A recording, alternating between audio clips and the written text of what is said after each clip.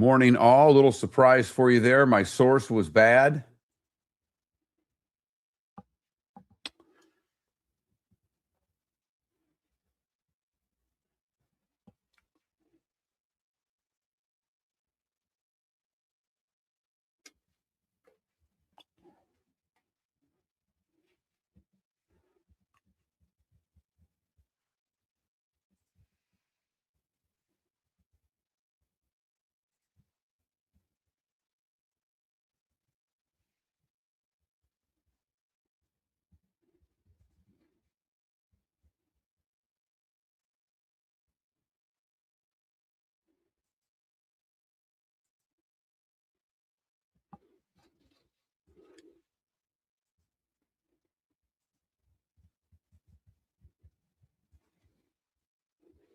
Yes, you're right, Tim. Sometimes it is.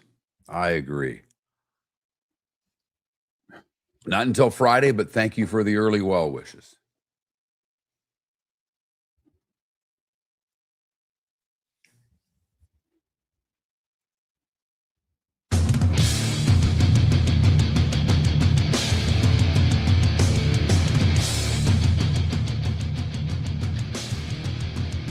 You're listening to Miller and Moulton, coming at you from the Floormeister Studios. Floormeisters, keeping it real.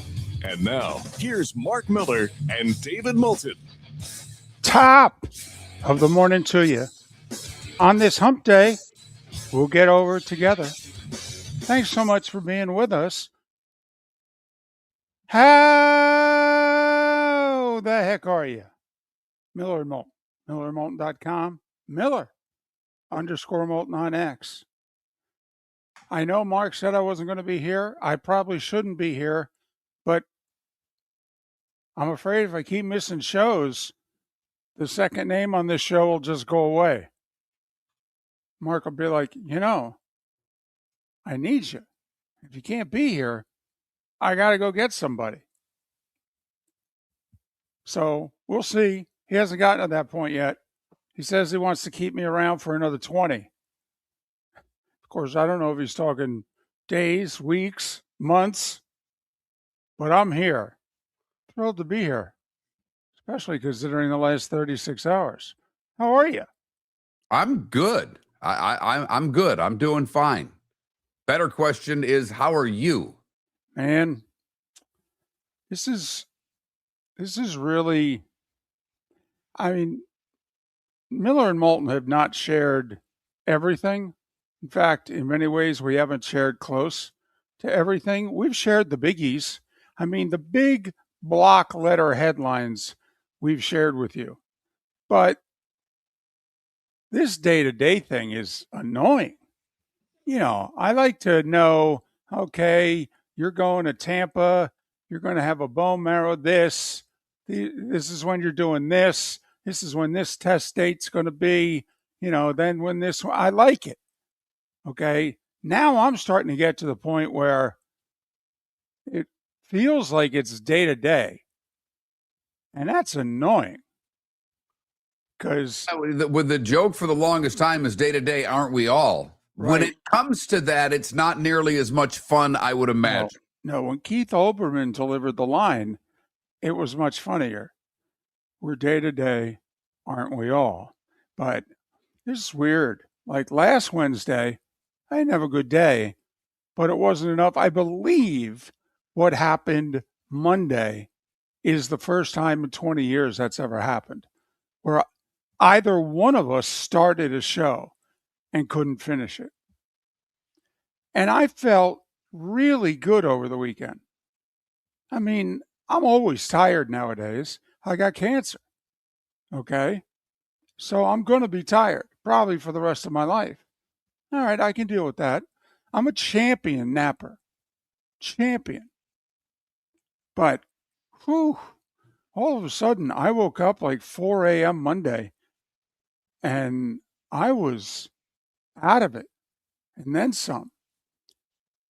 And Monday was one of the worst days I've ever had, ever. And, now I'm better to the point where I can do the show. I know I don't sound 100%, fact, I don't even know if I sound 70, but going to give it a go. See what we got. I mean, when I'm putting the starting five together, and I basically have the starting two, like usually I get made fun of because I've got 8 things in the starting five. Yeah, that's not the case today. Au contraire, mon frère. So, but I missed the numbers yesterday, Mark. It totally threw me off. We'd been doing the numbers now for like 6 weeks. And now we've got the numbers where they're both under 50. I mean, I missed 50. I mean, I really did feel like I was out sick to school. How could I miss 50? Ah. But we have 38 days to the start of the college football season, and we have 49 days away to the start of the NFL season. 7 weeks tonight. Seahawks, Patriots. Let's give those two teams another crack at playing an entertaining game. Oh, because that first one was quite a barn burner. Tim McCone was on Monday after you had to leave. And I told him, I said, full disclosure, I'm picking the Patriots to miss the playoffs. I see them as an 8 or a 9 win team. Why am I wrong? And his big thing was he feels like they've put, getting A.J. Brown, a few other additions. He thinks the elements are there to really make Drake May good this year. They improved their line. They've got a couple of good running backs. They've got a top list receiver. He thinks May is going to have, in his words, a breakout year. Well, if that's right, then I'm dead wrong. I was going to say. What was he last year? Led the league in completion percentage, something like that? Right, but it wasn't a ton of yards, and it was a lot of dinking and dunking. And he believes that offense is ready to take the next step. Again, if he's right, I'm dead wrong. We do know they play the Jets and the Dolphins twice each. That's an advantage that everybody not named the Buffalo Bills doesn't have. It's the 2 worst teams in any one division. When we start going through the divisions and, what divisions are good, Arizona, well, it's 3 good teams in that division. Raiders, 3 good teams in that division if Kansas City can hold up their end of the bargain. The North and the AFC, we think is a really solid division. The North and the NFC. The North and the AFC, to me, is a crapshoot. I have no idea what to expect there. But traditionally, the Steelers and Ravens are always pretty damn good. Cincinnati, everybody expects every year to be better than they end up being, even though they get to 8 or 9 somehow, some way, damn near every year. And if the Colts are representative, it could have 3 good teams in that division. And while the South, I don't think in the NFC has a good team, I don't know if it has a bad team. Tell me who's going to be last in the NFC South right now. Because I think if you ask 10 different people, they're all going to give you different answers, if you know what I mean. We'll get all 4 teams. Maybe the Bucs wouldn't get 4th place votes. I could make a case for every other team finishing last, including the one that won the division last year. So, from the standpoint of the AFC East, nobody has the Jets and the Dolphins in their division. That's a clear-cut advantage. Correct. The Bills and the Patriots should have 4 wins right off the top. And you can't say that about any other 2 teams in their division. It could turn out that way. But in a lot of divisions right now, you would take 4 and 2. No doubt. No doubt. And obviously, if you can split with the other, they're both 5 and 1. But David, if one of them gets you, if you're one of the L's. You know, if you're one of the teams that with the end of the year, the Jets or the Dolphins look at their W column and they beat you, oh boy. Oh boy. That to me, you know, that's the difference. If I'm wrong about the Pats and they're fighting the Bills for the division, and one of those two teams somehow spits the bit against the Jets or Dolphins, that's the difference between winning that division and being a wild card team this year, or winning the division and not making the wild card. So 49 days away from the start of the NFL season, 38 days away from the start of the college football season. David, we dove deep into the Michigan situation yesterday. I've given my opinion on it twice because it came out Monday late that Ward Manuel was going to resign at the end of the year. David, they have this new habit in the Detroit area. And I don't like to include Ann Arbor in the Detroit area, but it's really close. I mean, you do fly in, you know, Lansing has an airport. When you fly to Ann Arbor, you fly to Detroit, you jump on I-94. It's a hop, skip, and a jump because you're actually in Romulus, which is a western suburb of Detroit, if you will. Lovely Romulus, by the way. You're not too far from Ann Arbor. But in Detroit, David, you see this hockey team that I care about quite a bit. Well, they fired their general manager and then promoted him, essentially. They fired him upward. He went from general manager to special advisor to the owner. Ward Manuel went from athletic director to special advisor from the president. I don't know if you want to add anything. I've said quite a lot. You know what I think of the institution in Ann Arbor. Angelique Shangelis was on the show yesterday. She said the transparency thing didn't surprise her at all. She said that's very Michigan. She goes, I have Freedom of Information Acts that I've filed over a year ago that I've gotten nothing on. So this is par for the course as to the way that they act. But to me, David, the biggest thing was if in your footnotes, cliff notes that you gave out, and you said he was good with student athletes and a good leader, and I'm just checking memory, they won a basketball and football national title, well, then what the hell are you getting rid of him for? Seems like he did a pretty good job to me. So if you're forcing him out, doesn't the reasons why have to be really big reasons why? I mean, as AD, you've raised a load of money, which is the name of the game these days, and you've won natties in the two biggest sports in your portfolio. And as she pointed out, they won a couple in gymnastics as well, just, you know, for those that are counting at home. And so you no longer can have the job because in most universities, you'd be working on your fourth extension. I also hate at the end of the year. See, to me, you either get rid of them now, because for all intents and Mark, the year hasn't started yet. No one's played a game. So you do it now, and what's this end of the year? The school year doesn't end to June 30th. No, you get rid of them now.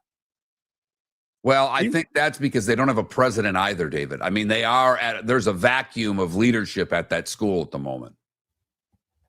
But I'm with you. I'm just pointing out the facts. I know. They just don't make sense sometimes, Mark. That's all. No, they do not. We will talk some football today because we're getting there. Gaby Urrutia covers the Hurricanes. They just had the ACC Media Days. We'll talk to him. And it's Wednesday. That means Seth Everett will join us. The starting five, 25 minutes away. Miller and Moulton. The Cape Coral Police Department is growing, and they want you to be a part of it. They're hiring new officers. Starting pay is between $74,000 and $90,000, depending on your experience. And with a $10,000 hiring bonus, you could be making $100,000.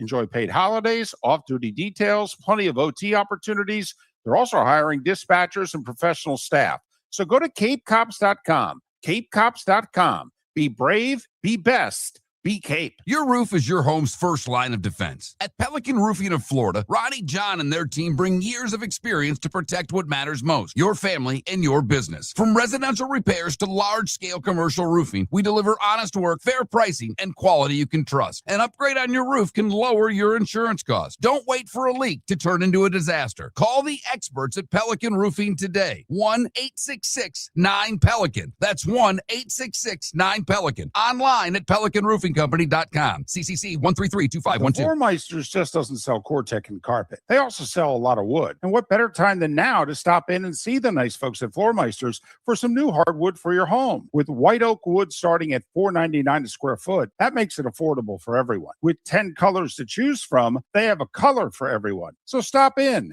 6281 Naples Boulevard, right next to Costco, or go to the web. It's floormeisters.com. Floormeisters.com. Floor Meisters, just keeping it real. If you're a business who targets men, please know there is no better and more economical way to reach your target audience than us at Miller & Moulton. So let us help you make money. You can reach out to Mark at that Mark Miller or me at the David Moulton on X, or text us at 21,000. We have a proven product, a good reputation, and lots of quality segments that we can attach your company's name to. Miller & Moulton, we're like that old pizza box. You've had the rest. Now try the best. Miller & Moulton, MillerandMoulton.com. This is Miller and Moulton.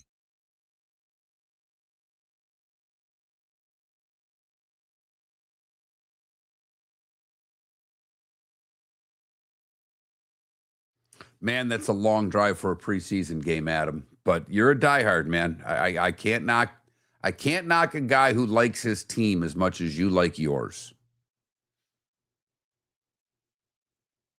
By the way, I will double down the same thing on your division. The team that loses to Tennessee is in a world of hurt, because I think I'm with David. I think the Colts are better. So that's, to me, because Tennessee's they're going to beat somebody in the division. There's no way they're going 0-6 in the division. And you know, I don't want to do this to you, Adam, but you know who they usually beat, don't you?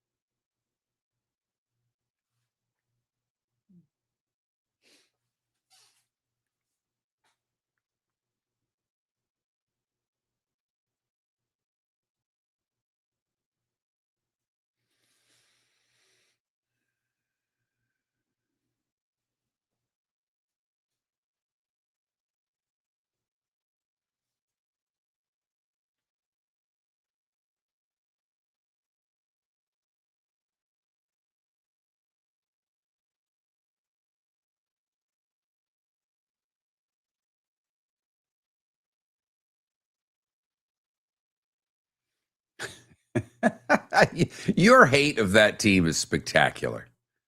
I used to hate teams that much.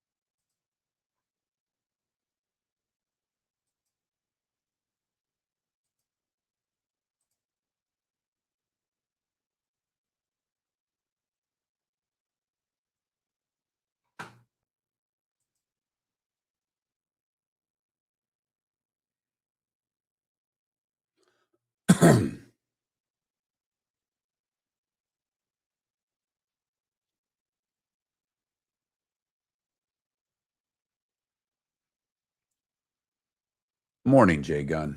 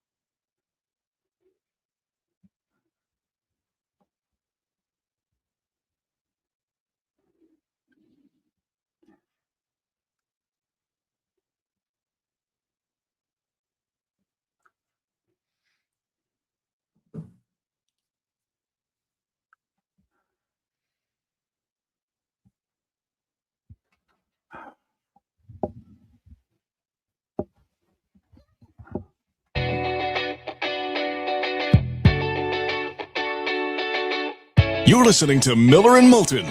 And now, here's Mark Miller and David Moulton. 21 minutes past the hour. Thanks for being with us.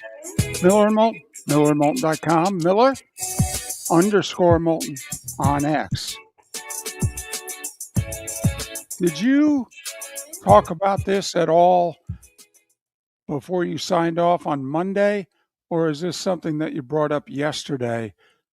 All the people who've lost their jobs at the four-letter network, did that make the survey Monday, or did that make the survey yesterday? The only thing that made the survey for this, you and I are different on this. This is the only thing that made the survey yesterday was Ryan Clark. I mentioned it in the Sports Center. There was a lot that I felt like I wanted to talk about, and that isn't.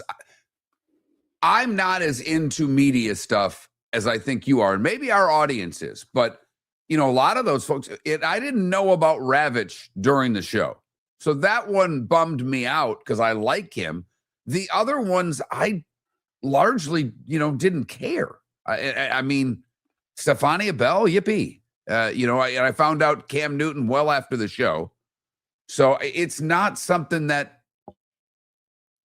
I don't spend as much time as talking about media personalities, I guess, as you would when it comes to that. It's not my thing. Right. Now, the Ryan Clark thing yesterday morning, because a lot of the news that got out to everybody got out pretty much after you did the show yesterday. So I could see where maybe you didn't get to everybody who's been let go. But you got to admit, the Ryan Clark situation, I mean, even for as messed up as this business is, and this business sucks. I mean, let's not sugarcoat it in any way. The business sucks. The job is awesome. I mean, Miller and Moulton have joked for, damn near 20 years that, we know deep down we're stealing money, although not that much. We're not really stealing any money. No, I'm going to disagree with you. Right. We don't make enough to be stealing any. I think that people we're struggling every day on this show. I'm going to fight you back on that wholeheartedly. Maybe people at the national level are stealing money. I haven't stole a goddamn dime on this show. Okay. Not a chance. No way, no how. I need 5 sponsors or this show goes off the air soon. So no. Sorry. Well, I can't. I mean, this show's day to day. Yeah. Who's more day to day, Moulton or this show? But I'm bummed. So, but I would love to know in any line of work, doesn't have to be your personal situation. Doesn't have to be a family member's. It could just be anyone, anywhere, at any time. That you were literally in the middle of a job. And midway through the job, you get called outside the business meeting and you're told that you're done. Oh, when? Now. Well, what do you mean now?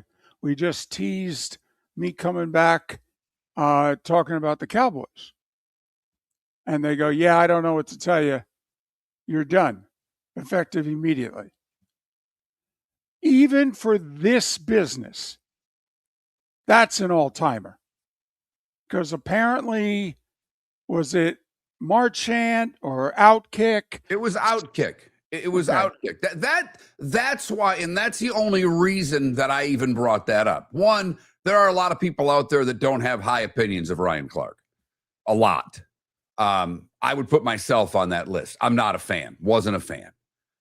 Brought some stuff to the table. Brought stuff to the table that I thought had no business being on the table. But Outkick had it. And apparently, you know, when you have a company as large as ESPN, when people are getting fired, they're leaking this out. You know, that not the top people, but people find out. Yeah, because I think it was posted. It wasn't. Outkick was about to. They apparently did the right thing.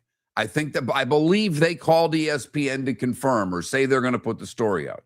And this is where ESPN's a pile. Sorry. ESPN then fires Clark while he's on air. Yeah, NFL Live. They let him know, hey, you're getting fired. We were going to wait till tomorrow, but the story is going to get out. We wanted you to hear it from us before you found out on the internet. Okay, so Clark's done. Then they go to another media outlet and tell them Clark's gone so that that media outlet can report it before Outkick. You petty bastards. Sorry. Because they hate Outkick. Because Outkick attacks them on a daily basis because they've been woke for the last 10 years. And so Ryan Clark is midway through NFL Live. They go to break. He had just done a segment. He was about to do another. They take him outside and they say, hey, there's a story out there and it's accurate. You're going to be fired. And we were going to fire you after the show, but we have to fire you during the show because the story is about to come out. And so, yes, and they got rid of a few folks who, because remember, ESPN purchased NFL Network, and so they purchased, if you will, all the talent that was on NFL Network. Well, one of them was Tom Pelissero, who's an information guy, if you will. And there's also some longtime ESPN guys. And you mentioned one of them, Carl Ravitch. And what's funny, Mark, is that our paths kind of sort of crossed paths 35 years ago. He left Channel 12 in Binghamton to go work at, I think it was Channel 27 in Harrisburg. And he came from 2 steps removed from where I worked. And he actually came through and we had kept in touch. And he said, hey, I'm leaving Harrisburg. You interested in the job? I said, yeah. Yes. And so he threw my name in and I didn't get the job. Okay. And I said to Carl, by the way, where are you going? He said, ESPN.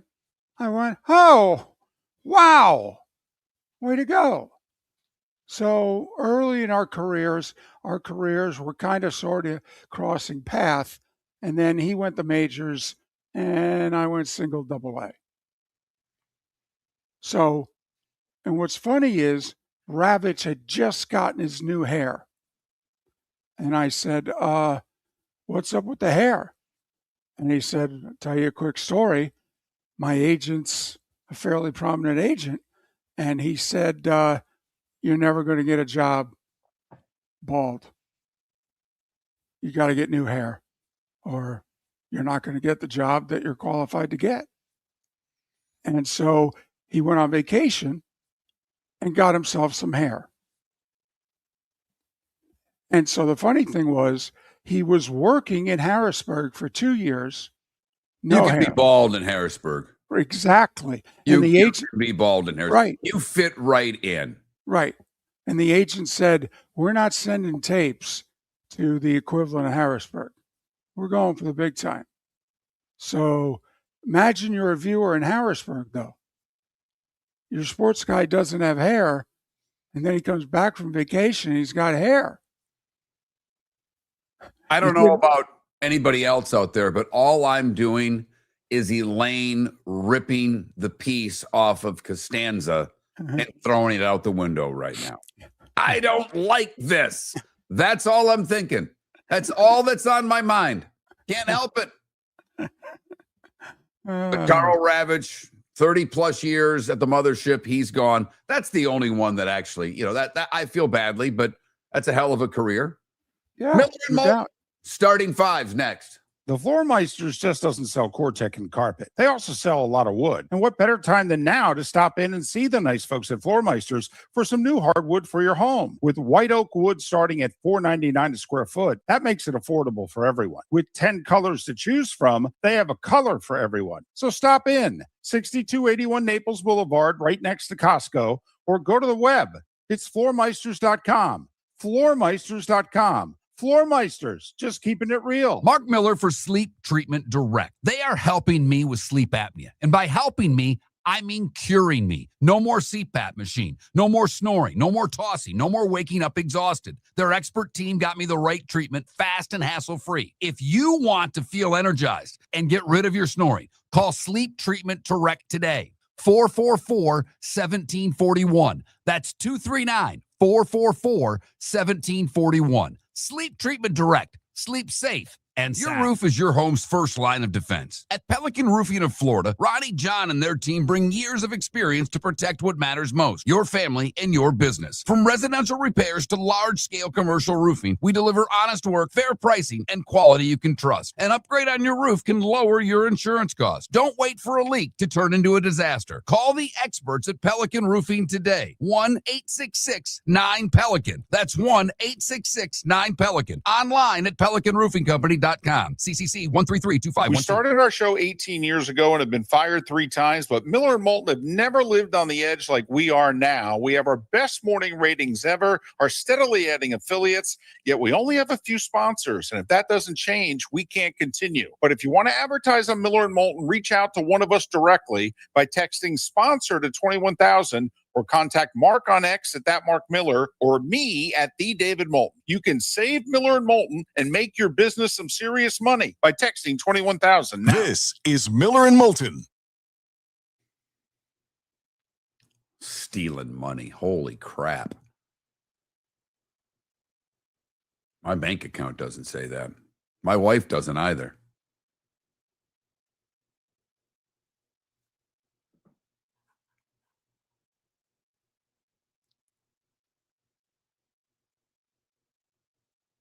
I like your question, though, Enzo. I mean, I won't do it as a poll question because that just all of a sudden goes political and people will get fired up. But that's a fun question. I would say yes, we will. Will we see it in our lifetime? I would venture to say, I don't know how old you are, Enzo, but I think you're similar to me, mid-50s. I mean, if I'm lucky, I see what, 5 more? I guess 6 more. That takes me to 80.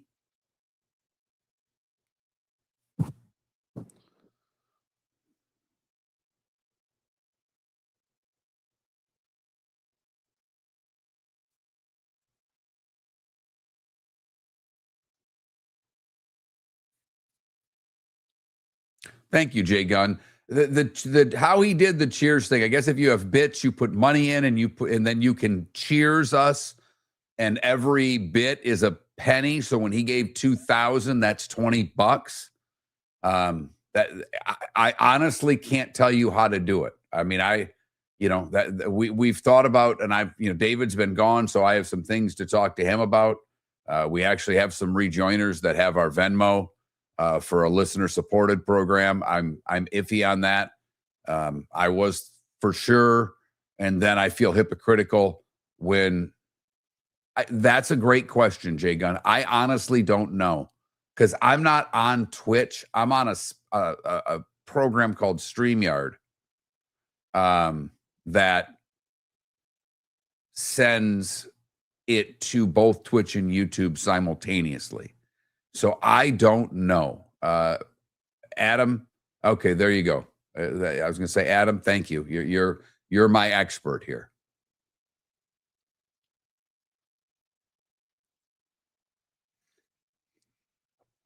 I don't know how to do that, Deadstroke. I don't even know what you're talking about. I'm going to put this out. If you guys have answers for this and know how to do it and can explain it to me, as if you didn't know this already. And in the meantime, let me sell your house. I'm only half joking. And particularly if you want me to buy you a house, especially a really expensive one.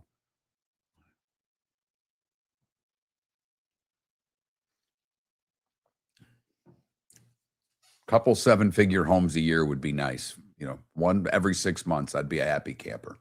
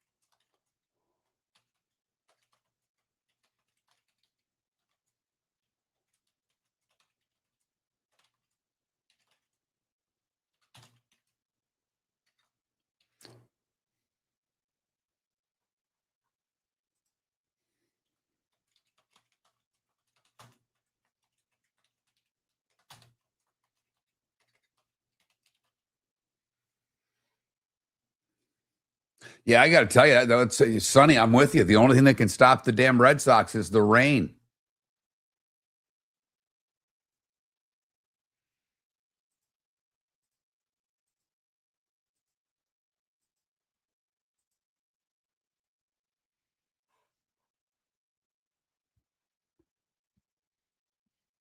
I've got a poll question up, David. I have a snarky poll question up today. Ooh, I like it. And I got a couple of them to go over with you, because you said you don't have a lot. So give me 90 to 120 seconds.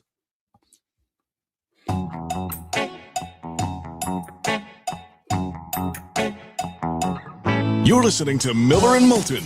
And now, here's Mark Miller and David Moulton. 22 minutes to the top of the hour. Miller and Moulton, MillerandMoulton.com, Miller_Moulton at X. An hour from now, Gaby, Urrutia. He covers the Canes for 24/7 Sports and is part of the Through the Smoke podcast. Oh, I like it. Through the Smoke podcast, 24/7 Sports. Gary Urrutia will join us 1 hour from now. So Seth Everett, a little more than that from now. So in the last couple of days, we've had some poll questions. And I think I put the one up after you left on Monday because we were talking a lot of British Open. And the story ended up not being Ryan Fox with the great win and the fast play and all the things we love about him. And apparently, by the way, he had to pour wine out of the claret jug before he boarded the plane and sat and coached with the claret jug in a case in the overhead rack. saw the pictures on X. That's fantastic. But the story ended up being Bryson DeChambeau, the penalty, and then Rory, because Rory knows all, and Rory's never done anything to get attention. He doesn't say anything on the course, doesn't have any his demeanor is so good that anytime he questions someone else's antics on the course, I really believe him. So I asked a simple question. Who's more annoying, Bryson or Rory? Who do you think won on the Monday after the British Open? Well, since you asked an American audience, I'm guessing that Rory was deemed more annoying. No, Bryson, 55%. And it was a pretty good vote for us. Pretty good vote. I was a little surprised at that. And then yesterday, David, I don't know if you're aware, but you read the Post, so I think you are. But Will Arnett apparently set the world ablaze because he said shoestring fries are crap. And there has been a French fry debate going on ever since. So we had, what are your favorite fries? Crinkle cut, curly, shoestring, or like regular cut? Five Guys, Wendy's. To me, that's a regular cut fry. I put it in a language you can understand, fast food. So regular cut ended up winning with nearly 44%. Shoestring was second, curly in last. Out of those four, crinkle cut, curly, shoestring, and regular cut, what would you go? Okay. Can you just humor me for 5 seconds and just say those choices again? Crinkle cut. Okay. Curly. Shoestring. Your thin, crispy fry. You're basically a McDonald's fry. Right. And regular cut, which is like a Wendy's. I put Five Guys, but your medium cut, if you will. Not a steak fry, but a bigger fry than a McDonald's fry. Yeah, I'd go that one. And that's the one that was a winner. But today, the magic numbers are 38 and 49, and I'm feeling snarky. Okay. Who's going to win more games? Florida State, the Miami Dolphins. Wow. Miller _ Moulton. I'll give my vote and put it up at that Mark Miller while David's doing his thing. But that's our poll question today. Boy, I got to look at Florida State's schedule. Well, first off, that's quite an indictment of Florida State that you even have to look at the schedule, isn't it? Do you think Florida State's winning 7 games without seeing their schedule? I think it's possible.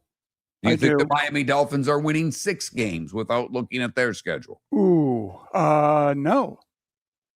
No. It should be Florida State. It should be.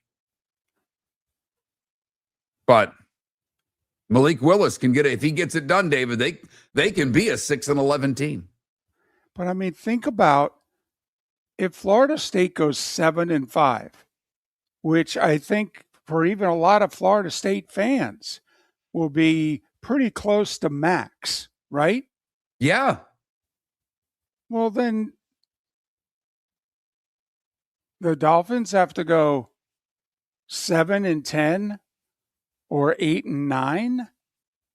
I mean, that seems unfathomable right now. Dolphins better or worse than they were last year? They're worse. Well, they're the same. They're a little worse. Okay. But I don't see how they can get to 7 wins. Okay. Well, maybe it's a bad question. Having a little fun today. No, I think it's a good question. I just, you're putting a lot of trust in a football program that has a coach that everybody wants run out of town, that relies on transfers and has only gotten it right once. Yeah. Other than that, he's missed badly in the transfer portal. And when the one thing we've learned, David, when you miss badly in the transfer portal and things start going badly, they never get better because there's no team unity, there's no camaraderie, there's no one that gives a damn about the helmet anymore, David. They only care about what they're getting paid and where they're playing the next year. So, can't agree with you more. Okay, that's if they cared about the helmet at all. But the only chance you have of them caring about the jersey and the helmet is to get off to a good start. And then maybe, because everybody, the one thing I've learned over the years, athletes will do anything to win. They will. If the coach could be the biggest in the world, but if they're winning, the guys will do it. They'll say, come on, man, we just got to suck it up for 3 months. They played hard for Mike Babcock. Right. And he's apparently the biggest jerk on planet Earth. Right. So, and Scotty Bowman was no picnic at the office either. And he was probably the greatest hockey coach of all time. I love the question. I mean, first off, in premise alone, it's great because you got one team that's going to play 12 games and another team's going to play 17. I love it. Boy, it's a lot of pressure. I'm trying to think now who's more pressure on. Five big stories you need to know. Here is the starting five. Well, it's more like the starting two today. You got baseball. The Rays are getting their act together north of the border. They beat Toronto 12-2. Cortez and Diaz each hit 3-run homers. Tampa's lead is 2 because the Yankees didn't play. They got rained out in the Bronx against the Pirates. So those two will play a doubleheader today. But do you know what's interesting sometimes when a postponement can be a good thing? And if you're a Pirates fan, take a picture lunchtime today because you're the 6th seed right now in the National League playoffs. You are. So take a picture and enjoy the fact that you've got a half a game lead on the Marlins, on the Cardinals, and I believe you also have one on Arizona. Could be wrong. The Red Sox, the only way they can't win is to not play. They got rained out hosting the Orioles. So the Red Sox in their 14-game winning streak, they have a doubleheader today with Baltimore as well. Cleveland beat Minnesota 5-2. Twins are 5 back in the Central. Guardians are tied for first in the Central because they won and the White Sox lost. 10-0 Texas over the Southsiders. Southsiders tied for first. Texas in first by half a game. And Mark, your White Sox, they're still in it. Hell, it's July in the American League Central. I don't know if I'd get this bummed if I'm a Detroit fan unless it's August 22nd. Yeah, this division doesn't even start until the trade deadline. That's when teams get serious about trying to win. Cleveland, Detroit, etc. The Cubs, okay, they're 6 back of Milwaukee for the division lead, and they have a modest edge in the wild card race as well. Cubs over the Tigers, 11-2. Mets shut out the Brewers. That's a surprise. It's 4-0. Lee Thornton pitched 6 shutout winnings. Easy for me to say, on his way to his first ever win. Dodgers scored 2 early, held off the Phillies 2-1. Phillies base running cost themselves at least 2 runs in the late innings. Oh my goodness, what they did at the end of that game was unbelievable. They have runners on second and third. They're trying to tie the game, and they get doubled up on bad base running and lose. It was to watch it, and I didn't have the sound on that TV, and I'm like, is that a replay from before? And then I had to rewind. I'm like, oh my goodness, did that just happen? Yeah, you watch that, and if you can't instantly tell who the uniforms are, you're like, oh, is this Division I baseball or? Anyway,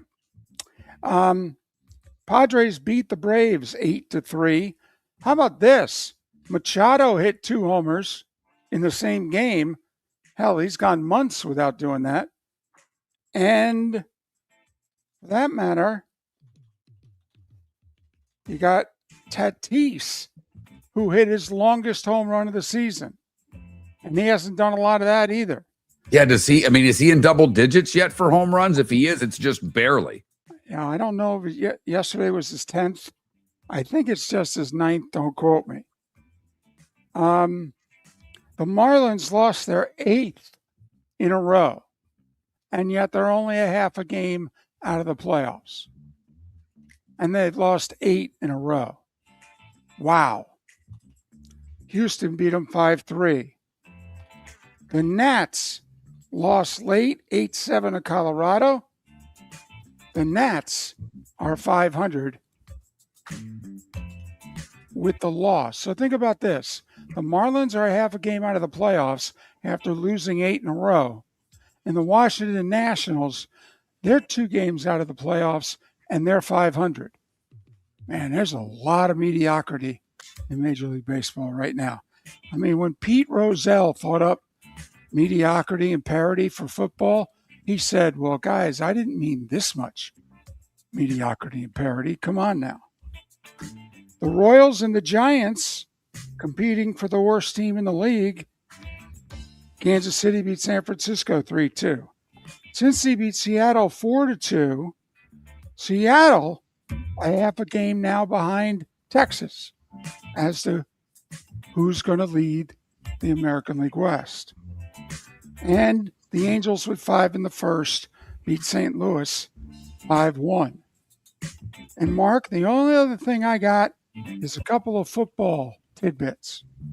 The Packers signed defensive tackle Devontae Wyatt, 3 years, $57 million. That's $19 million a year. Yep, had that yesterday. They've locked up a lot of guys on that team. I mean, they are trying to make sure that roster stands as pat as an NFL roster can for a few years, David. Which is very Packers-ish. I just don't know how many of us know who Devontae Wyatt was. And there are 2 NFL teams who were given permission to start today. That's the Arizona Cardinals and Carolina Panthers. It's because Arizona and Carolina is your Hall of Fame game. And so they've given both organizations 2 weeks of practice time because they play preseason games before everybody else.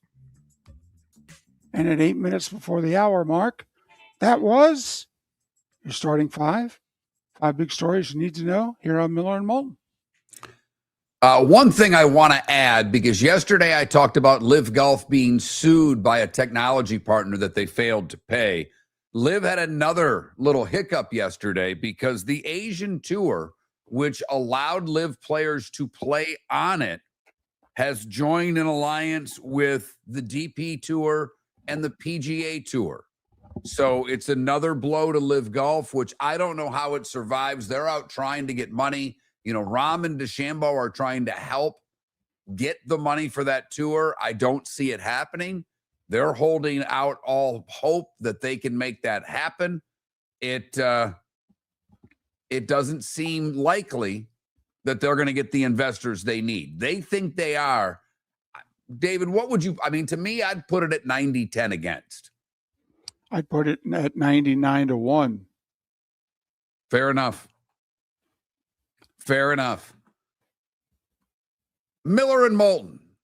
Still got to get to the best number 49s, but when we come back, a pretty good story. David was the most famous guy I knew that was on TV until yesterday.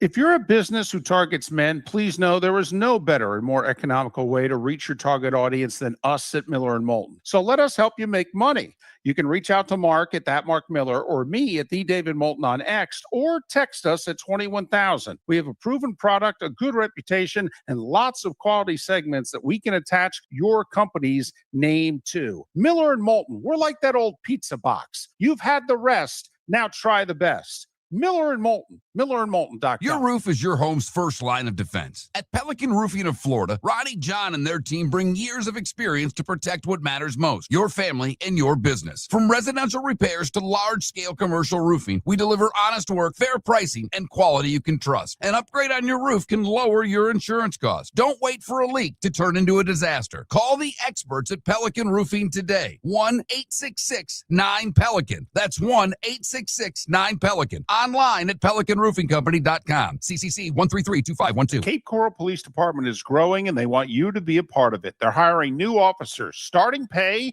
is between $74,000 and $90,000 depending on your experience. And with a $10,000 hiring bonus, you can be making $100,000. Enjoy paid holidays, off-duty details, plenty of OT opportunities. They're also hiring dispatchers and professional staff.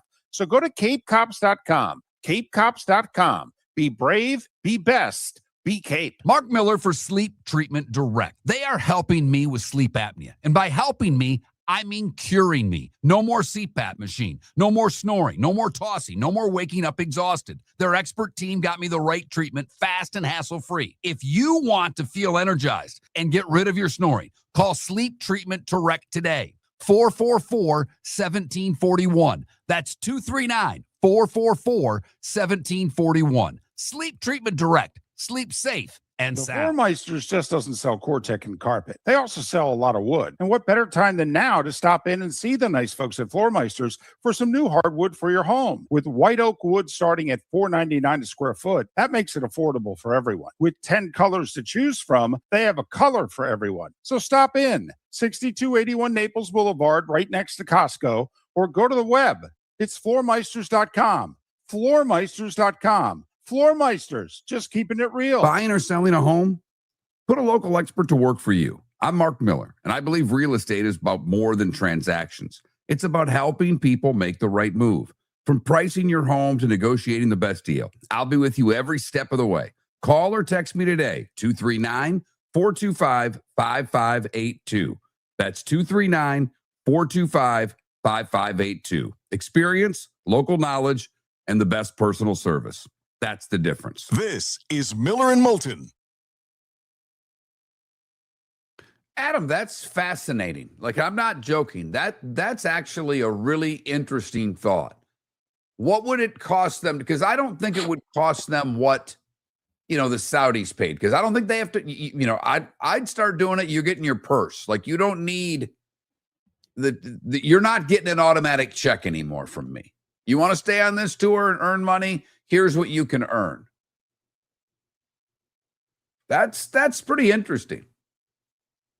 And I've got the Florida State schedule in front of me, David. We're gonna come back to that. You've muted yourself, so you know.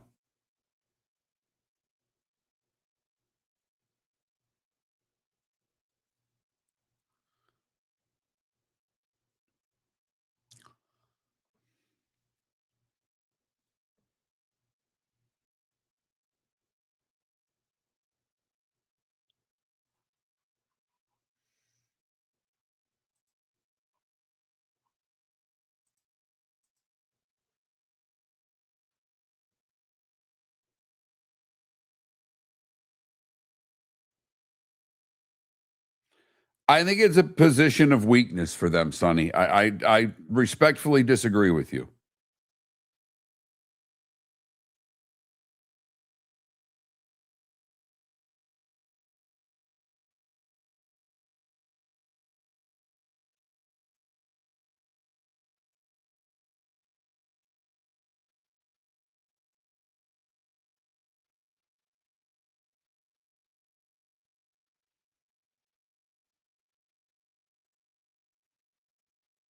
I mean, they've made the decision in the Rays, Sonny, that defense is more important than offense for the catching position. They're bad defensive catchers. You look statistically, they're like 25th in the league or something like that. And he's hit the ball a lot the last two games. I mean, just for the record, those 2 home runs that he's had the last 2 nights, do you know how many that give him on the year? Yeah, that would be 4. So thank you, Ambient. I mean,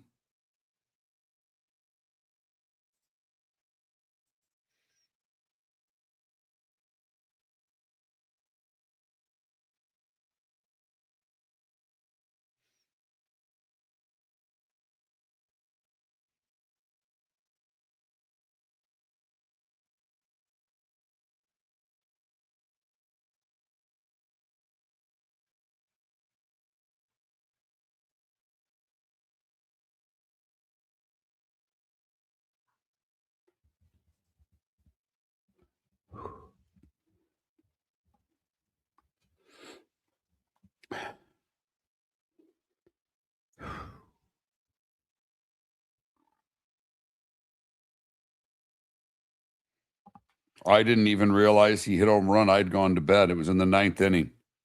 I mean, yeah, you're right. It's another home run. They were down, what, 10-0 or 11-0 at that point?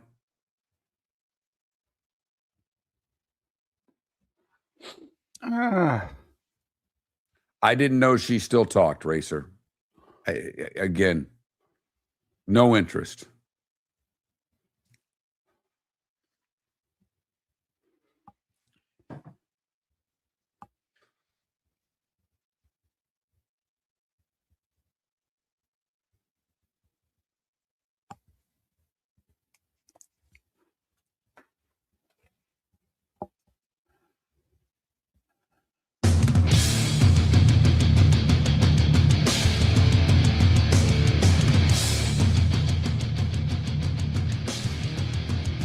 You're listening to Miller and Moulton, coming at you from the Floor Meister Studios. Floor Meisters, keeping it real. And now, here's Mark Miller and David Moulton. Hour 2 of Miller and Moulton on this hump day. Thanks for being with us. Miller and Moulton, millerandmoulton.com, Miller_Moulton on X. Our poll question today, little snarky, 2 bad teams, same sport, 2 different leagues. They play 2 very different number of games, yet the question is funny, snarky, and not an easy one to come up with an answer for either. So who's going to win more games this year? The Dolphins or Florida State?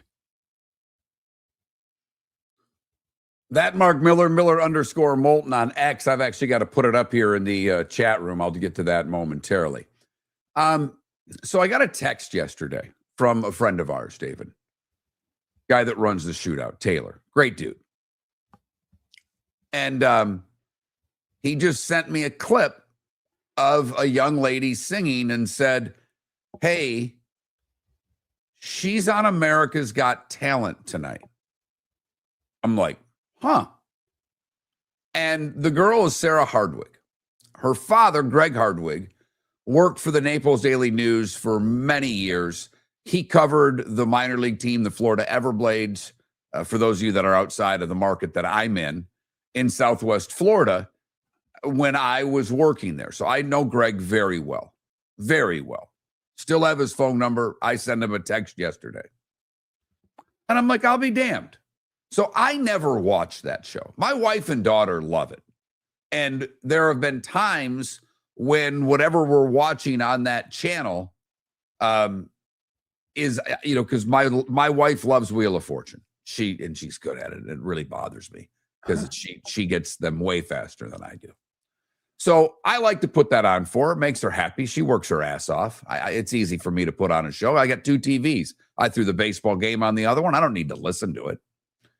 And she watches that. Then we usually watch the Family Feud. That's kind of our 7 to 8 in the house.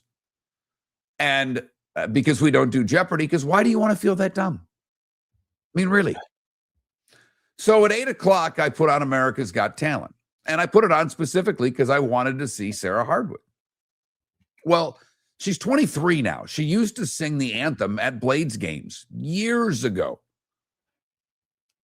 And I'm talking years ago when she was a child.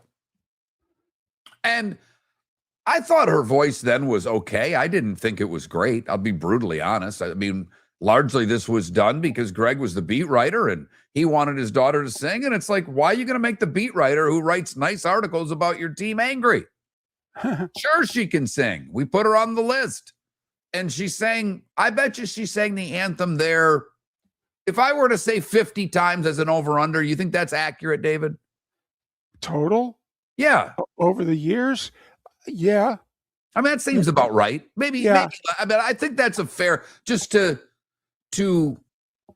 kind of give you some perspective. So she's now 23. She's blind. She was born with some sort of birth defect that she, like at 5 months, she's never been able to see. And she plays guitar and she sings. And they have since moved from Southwest Florida. They live in Nashville. And so here's Greg walking her out on stage last night. Like, I'll be damned. Usually I got to see Moulton in a dinosaur costume to see somebody I know on national television. And not only did she sing, she was great. Like, I mean, not good. She was great. She brought the house down. And it was the audition period. She moved on. Like she got 4 yeses. She got a glowing review from Simon Cowell. I mean, we all know who he is, and he's a lot nicer now than he was when he was on Idol. I mean, he is far nicer than he ever was. He and Stern have changed completely as to who they are, and there's nothing wrong with that. But, you know, there was an edge before, and there might still be if they want it, but for the most part, they've changed their personalities to appeal to more people. But damn, she was good. Like, so much so that Taylor sent me the video because I had thanked him, and he sent me the YouTube video. I sent it to another buddy who you know, David, who used to work at the arena as well. I'm like, you remember Greg Hardwig, right? And he's like, yeah. So I sent him the video. And he sends back, my wife and I just watched it. Oh, my God. And, you know, these are people that wouldn't hold back if they thought. The people I send it to are not ones that are going to go, oh, that's really good, just to say it's really good. If they think it stinks, they're going to say so. Right. So they're not going to be polite to be polite. I would almost play it, but I know we can't. Like we'd get thrown off of Twitch, we'd get thrown off of YouTube. There'd be lawsuits. I mean, I can't handle that right now. But I thought it was fantastic. Greg spent a lot of years in Southwest Florida covering sports. If you were a part of an event or you read the newspaper over the course of damn near 2 decades, I think you read something that Greg did. And he never said a bad word about anybody either. Nope. So I wanted to share that. Thought that was just, for lack of a better term, David, very cool. But now something that's not so cool. Okay. The Florida State schedule. Why is it not so cool? Well, David, I had Bud Elliott on yesterday.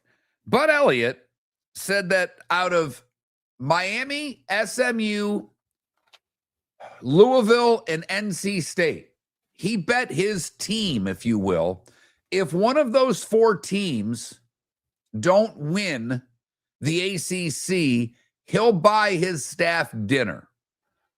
Whoa. What are those 4 teams again? Louisville, NC State, Miami, SMU. Has to do with schedule and talent. By the way, NC State's not picked that high in the ACC, but they think they have a quarterback. So, for what it's worth, Phil Steele picked NC State to finish 5th. He's got a bunch of teams tied for 5th. Virginia Tech, NC State, and Pitt. Now, he has NC State at the bottom of that list for what it's worth. He has Florida State picked 9th. All right. You said even their fans are going to have trouble getting them to 7. I went through their schedule. I have trouble seeing them go to a bowl game. So they open with New Mexico State. That's obviously a win. They host SMU, who is picked 2nd by most in that conference. That's September 7th. That's Labor Day night. That's a nationally televised game. I'm going to pick SMU. I think they'll be favored in the game, David. It's in Tallahassee? It is. But SMU is going to be favored in that game. If they're not, right. I'm betting hard on SMU. Then they go to Alabama. So they're now 1-2. Okay. They come home for Central Arkansas. We'll give them a win there. There are a lot of toss-up games now. They host Virginia. Virginia is picked to be better than them. If Florida State is going to go bowling, they have to beat Virginia. I don't know if they will. I think Virginia's got the better quarterback in the game, for what it's worth. Then they go to Louisville on a Friday night. So after the Virginia game, short week on the road. At best, they're 3-3. Then they head to Miami. They're 3-4. Then they host Clemson coming off of a bye. They're 3-5, more than likely. If we're just going by how Vegas picks games, they're 3-5. They go to BC, and then they go to Pitt. Now, BC sucks, but David, how's Florida State done historically at Chestnut Hill? Really poorly. Like, great teams have gone to Chestnut Hill and have been lucky to get out of there with a W, or top 10 teams have gone to Chestnut Hill and gotten whacked. Now That is a place of death. Okay, I'll remember there's and Chestnut Hill is also a place that has not been very fond of Miami either. By the way, though, I will say last 10 at BC, Florida State's 8-2 straight up, for what it's worth. So they've kind of gotten through that bugaboo. So I'm giving them a win there. Okay. Then they go to Pitt on another short week. Back-to-back road games up north in November at Pitt on a Friday. Pitt's going to be favored. I'm telling you that right now. That's a really winnable game, though, but okay. Home for NC State, who has the better quarterback again, and a team that Bud Elliott said has a shot to win the ACC yesterday. Well, obviously, James Franklin, new staff, and brand new roster. NC State. James Franklin's at Virginia Tech. Oh, I'm sorry. That's who I thought you said. NC State. They've got the good quarterback. Durbin thinks it's the best quarterback he's ever had. And then Florida. Go find your 6 wins there, gang. Good luck. Well, in many ways, 6 might be the worst case scenario. And if you're a Florida State fan, aren't you thinking, listen, either get us to 7 or go 4-8 and get replaced finally? Please, whatever you do, don't go 6-6. All I'm saying with that schedule, Virginia, yeah, that's a toss-up game, but a game that I don't know if they'll be favored in. Louisville, they will not be favored. Miami, they won't be favored. Clemson, they won't be favored. At Pitt, I don't think they'll be favored. NC State, flip a coin, depending on where they are at that point in the year. In Florida, they won't be favored. So, and Alabama and SMU. I mean, they're not going to be favored in the majority of their games this year. So, this is a better poll question than you think on the surface. That's all I'm saying. Well, hell, it's a much better one, because then when you go through the schedule, you start thinking 4-8's a possibility. Now, if they're not going bowling and they're going to go 4-8 or 5-7 at best, I mean, now you got 17 chances to win 5. Right. Right. So just a little perspective on the Noles. I don't want to do, I think it's unfair to say who wins more games, Florida State or UCF. UCF better, because to me, if UCF doesn't go bowling, they've missed a grand opportunity with the schedule they've been given this year. Florida State, this schedule from an ACC standpoint is not easy. But Virginia, Clemson, NC State, Pittsburgh, all winnable games. Can Florida State do it? The best 49s to ever play in sports. We're 49 days away from the start of the NFL season. That's next. We started our show 18 years ago and have been fired 3 times, but Miller and Moulton have never lived on the edge like we are now. We have our best morning ratings ever, are steadily adding affiliates, yet we only have a few sponsors. And if that doesn't change, we can't continue. But if you want to advertise on Miller and Moulton, reach out to one of us directly by texting sponsor to 21,000 or contact Mark on X at that Mark Miller or me at the David Moulton. You can save Miller and Moulton and make your business some serious money by texting 21,000 now. Your roof is your home's first line of defense. At Pelican Roofing of Florida, Ronnie John and their team bring years of experience to protect what matters most, your family and your business. From residential repairs to large-scale commercial roofing, we deliver honest work, fair pricing, and quality you can trust. An upgrade on your roof can lower your insurance costs. Don't wait for a leak to turn into a disaster. Call the experts at Pelican Roofing today. 1-866-9-PELICAN. That's 1-866-9-PELICAN. Online at pelicanroofingcompany.com. CCC 1332512. Floor Meisters just doesn't sell Cortec and carpet. They also sell a lot of wood. And what better time than now to stop in and see the nice folks at Floor Meisters for some new hardwood for your home. With white oak wood starting at $4.99 a square foot, that makes it affordable for everyone. With 10 colors to choose from, they have a color for everyone. So stop in. 6281 Naples Boulevard, right next to Costco, or go to the web. It's floormeisters.com. Floormeisters.com. Floormeisters, just keeping it real. Buying or selling a home? Put a local expert to work for you. I'm Mark Miller, and I believe real estate is about more than transactions. It's about helping people make the right move. From pricing your home to negotiating the best deal, I'll be with you every step of the way. Call or text me today, 239-425-5582. That's 239-425-5582. Experience, local knowledge, and the best personal service. That's the difference. This is Miller and Moulton.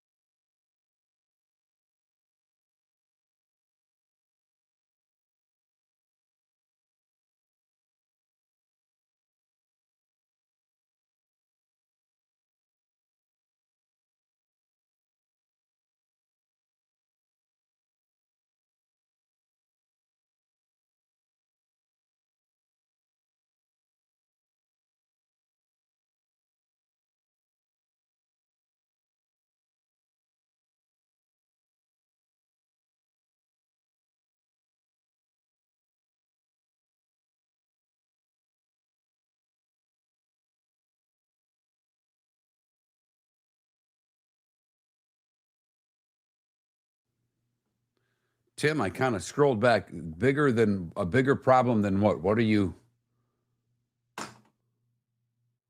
I don't know who you're talking about there. I'm scrolling through because I've got both the Twitch and YouTube comments together, and I don't really. Is that about Tampa? I don't know what. Because actually, if that's it, ratings for Tampa are always good. Attendance is a problem.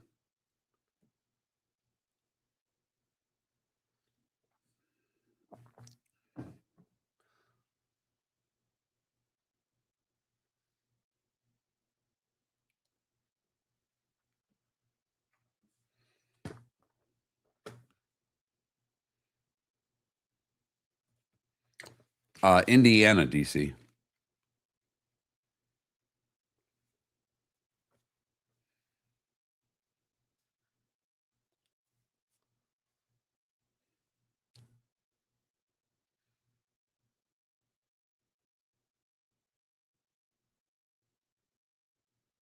That is That is glass half full right there, Sonny.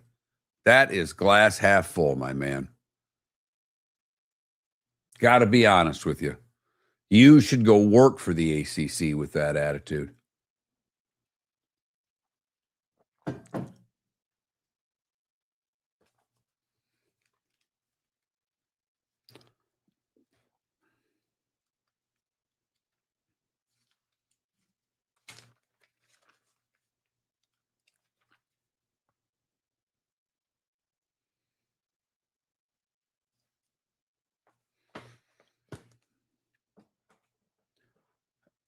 Happy they went undefeated last year and beat the Buckeyes. So I don't know. I mean, come on now.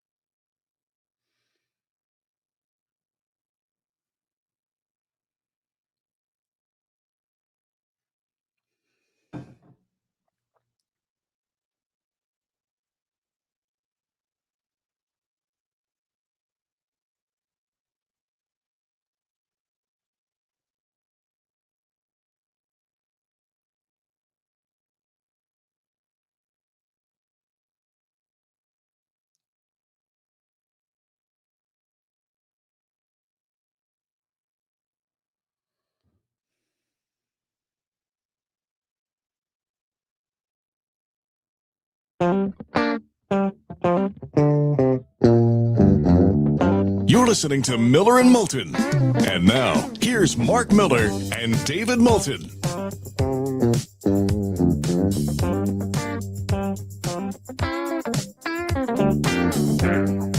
21 minutes past the hour. Miller and Moulton. MillerandMoulton.com. Miller_Moulton on X. Poll question: which team's going to have more wins this year, the Dolphins or the Florida State Seminoles? It's so sad that the Dolphins are considered a team in a total takedown, tear down, whatever. And yet that question is so intriguing, involving the Florida State Seminoles. Wow. Oh, man. Talk about sad times. And what was it, 2 years ago that they were 13-0 after winning the ACC championship game? Yeah, and you look at, I understand that, and then there was another good year in there. I think they were 8-4 once. So I mean, but they are in a spot because 2-10 the following year, 5-7 last year. They're in a spot right now, David. Yeah, they sunk a lot of money into Doak, but by everybody that's in the know, they don't have money. I mean, Bud Elliott, our guy up there, Jeff Cameron. I mean, these are people that cover them, and Bud used to do it daily. He's a little bigger than that now. But Cameron covers them every day. Money's a problem there. They don't have what's Cody Campbell. They don't have a guy like that can just say, I got this, if you know what I mean. They need everybody. And even with everybody, can they get to where, I don't even think they can get to where Texas Tech is. Can they get to where SMU is financially? Probably not. I mean, are they going to be one step behind the big, even if they're acts together, David, are they going to be financially one step behind, who, the elite group of 10, 12 teams that are spending more than everyone? Because to me, Miami can be in that group. I don't know if Florida State can. Well, I don't think they can as long as he's the coach. Now you have to start thinking about, since it's all about money, when can they get to the point, Mark, when they can be what they used to be? And see, David, that's where I'm like, I don't care if he's not the coach.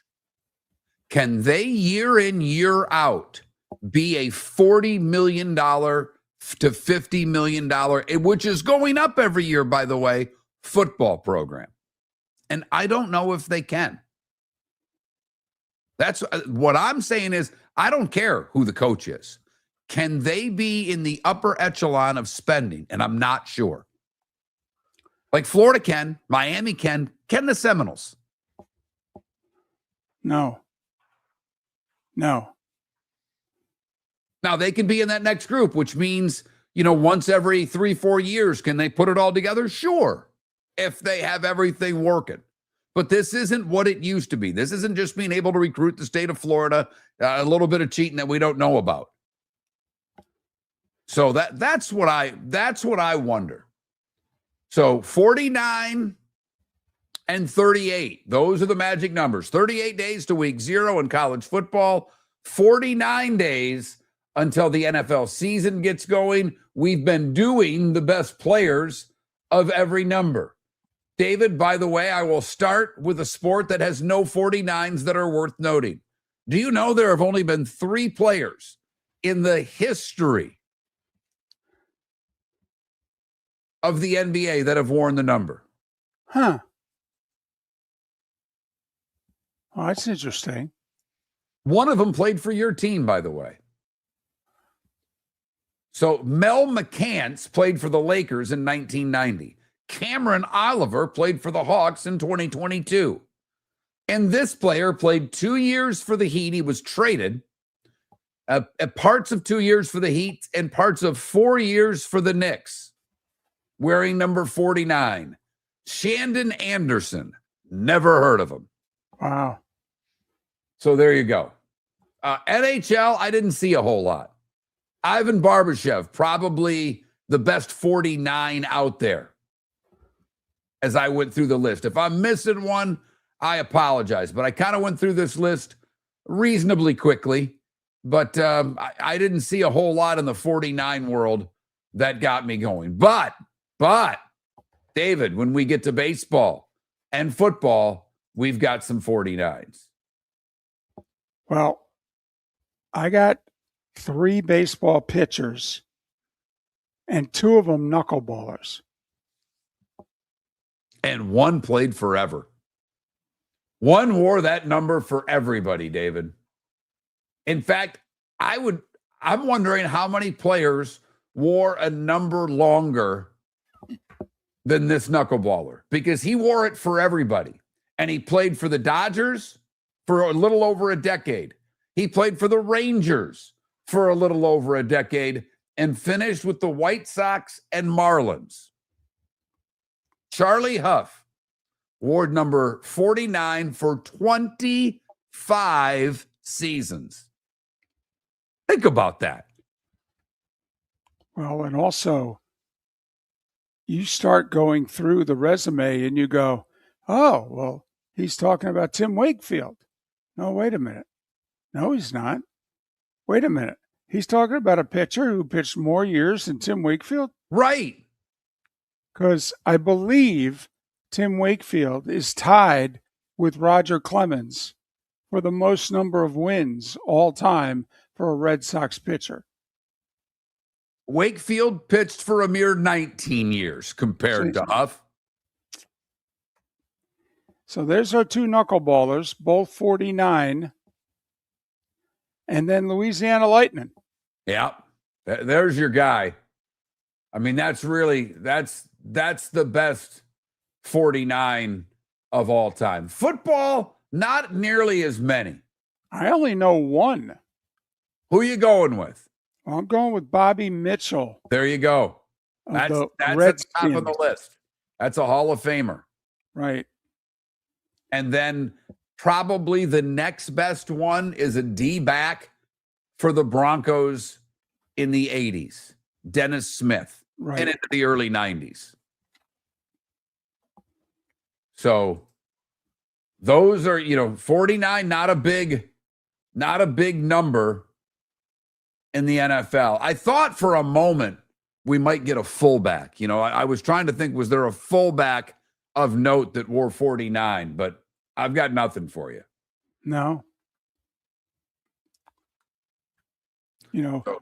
Riggins, Zonko was 39. One of my favorites, Marv Hubbard, was 44 for the Raiders. Tom Landry wore 49 as a player. Wow. Worth for 5 seasons. So, I mean, a couple of guys you may have heard of, but it's not that number that you go, oh, this guy, that guy, whatever. So, yeah, baseball, some pitchers, and I loved Guidry. I mean, Ron Guidry was, in fact, I had a neighbor who was good at doing Weird Al songs way before Weird Al.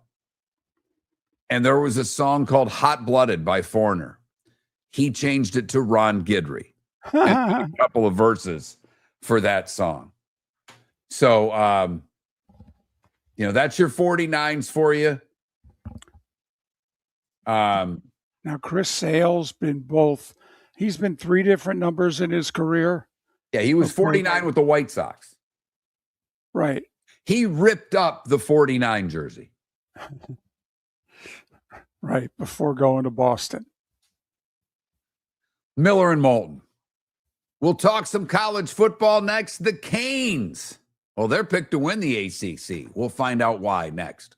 If you're a business who targets men, please know there is no better and more economical way to reach your target audience than us at Miller and Moulton. So let us help you make money. You can reach out to Mark at that Mark Miller or me at the David Moulton on X, or text us at 21,000. We have a proven product, a good reputation, and lots of quality segments that we can attach your company's name to. Miller and Moulton, we're like that old pizza box. You've had the rest. Now try the best. Miller and Moulton, millerandmoulton.com. Your roof is your home's first line of defense. At Pelican Roofing of Florida, Ronnie John and their team bring years of experience to protect what matters most, your family and your business. From residential repairs to large-scale commercial roofing, we deliver honest work, fair pricing, and quality you can trust. An upgrade on your roof can lower your insurance costs. Don't wait for a leak to turn into a disaster. Call the experts at Pelican Roofing today. 1-866-9-PELICAN. That's 1-866-9-PELICAN. Online at PelicanRoofingCompany.com. CCC 1332512. Floor Meisters just doesn't sell Cortec and carpet. They also sell a lot of wood. And what better time than now to stop in and see the nice folks at Floor Meisters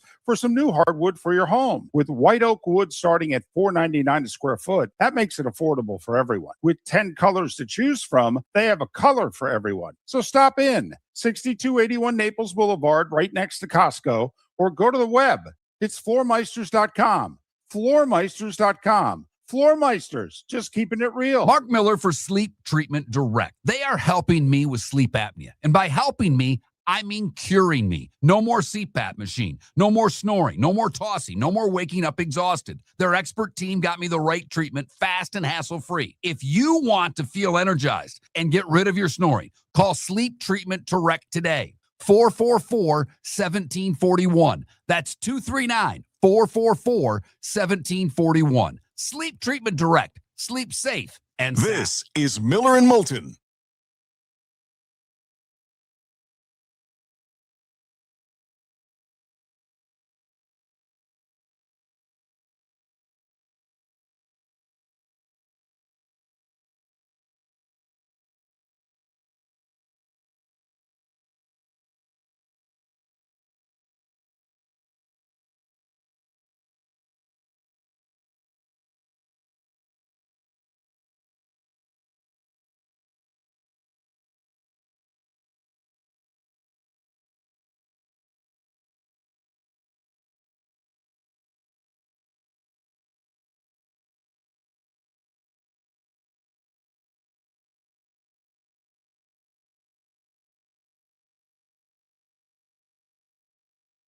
Tim, national ratings in base, they just don't matter. not to the local team. It matters to the league. But, I mean, come on. The Tampa Bay Buccaneers are never going to get the ratings that the Chicago Bears do, even if the Tampa Bay Bucs are better. In order to have a national audience, you know, people aren't from Tampa that move all over the country the way they have with the Pirates or the Tigers or the Cubs or whatever the case may be, that we've all left Midwestern places. I mean, that's just a fact. So the sport has a national ratings problem because only the Yankees and Dodgers really draw national ratings, and the Red Sox. The Red Sox do as well.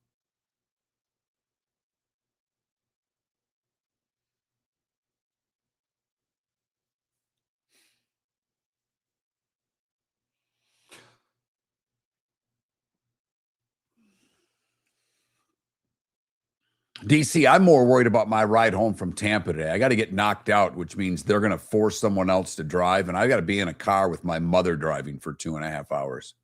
I think under anesthesia, I'm a better option. I really do.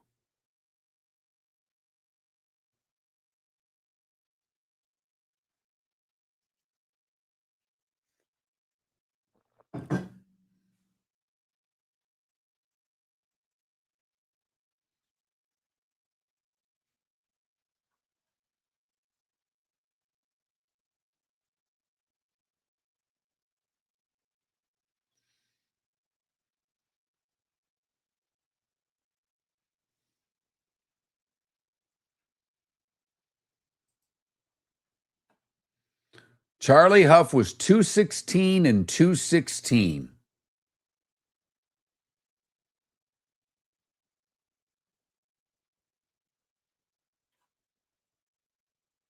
With a 3.75 ERA for his career.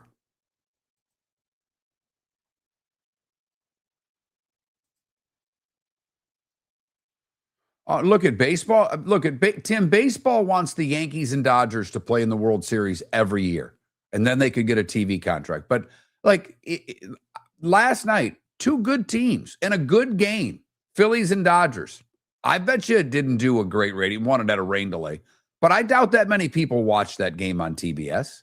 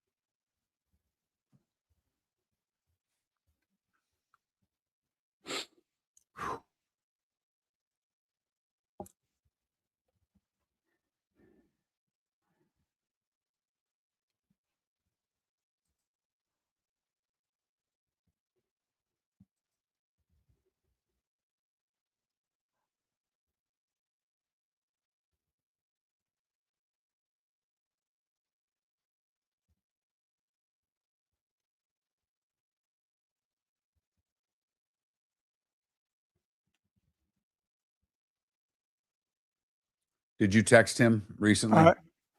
Yeah. Okay. In fact, I've sent him 2 texts. Here we go. Here we go. Morning, Gaby. How are you? Hey, good morning, guys. Sorry about that. No problem at all. Thanks so much for doing this. Yeah, absolutely. Absolutely. We go live here just in a matter of seconds. Awesome.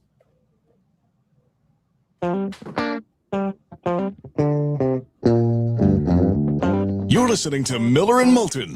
And now, here's Mark Miller and David Moulton.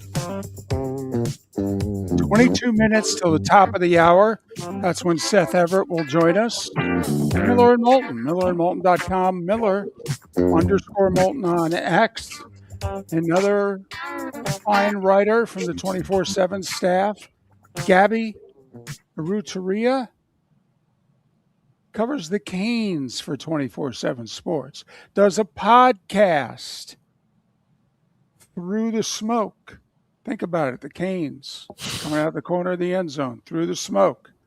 Hey, Gaby, I'm always impressed by the not normal, that, you know, the podcast name, the X, you know, insignia, if you will, that kind of matches the team, not, like Miller and Moulton or, something like that. So, Gaby Urrutia, okay, kind enough to join us. Gaby, how are you? How was ACC Media Days for you?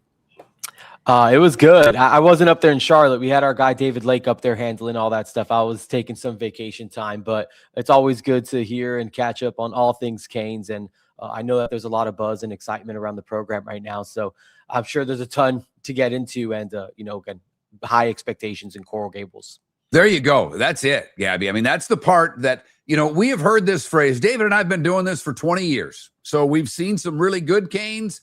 And then we went through what seemingly was a decade of the Canes are back, but they never were. Isn't this season, last year was great. Don't get me wrong. I loved every minute of it. And they lost the final game, which is unfortunate. But isn't this the season that proves whether or not the Canes are back? It's repeating the success of a year ago. Absolutely. I think, look, we see it all the time in college football. Programs catch lightning in a bottle. You can have one really good season. And then I think the more difficult part is sustaining success, right? I think that's what tells you how strong a program is, how strong a culture is, the organizationally. So absolutely. I agree that this 2026 season for Miami is going to be significant as far as just determining, is Miami a program that's going to be a perennial contender in the sport? Are they going to be a program you have to kind of consider now when you think about the college football playoff landscape and what that's going to look like? Is Miami going to be a mainstay in that conversation, or did they kind of catch that lightning in a bottle in 2025? I think that this is going to be a super important fall for the Canes, for Mario Cristobal as a head coach, just for this program, this organization, because I think if they do it again, and look, you kind of look at the chart, right? From when they got here in 2022 to 2025, like that graph continues to grow. They've gotten better and better and better every single year. They've improved their win total every year. And now it's time for that to level off at that 13 win mark, right? And for it to stay consistent up there in that, 11, 12, 13 win category. So absolutely. I think that this is a massive campaign for the Canes. Gaby Urrutia, 24/7 Sports. Follow him on X at Gaby Urrutia 247. That's URRUTIA 247. All right. Can I make the case that the University of Miami ended up hiring a better coach than one they thought they were getting 5 years ago? Because think about all of the legal rule changes. What was Mario's strength? Recruiting. What was Miami's strength? If they got good, the money would be there in droves. Well, guess what's happening?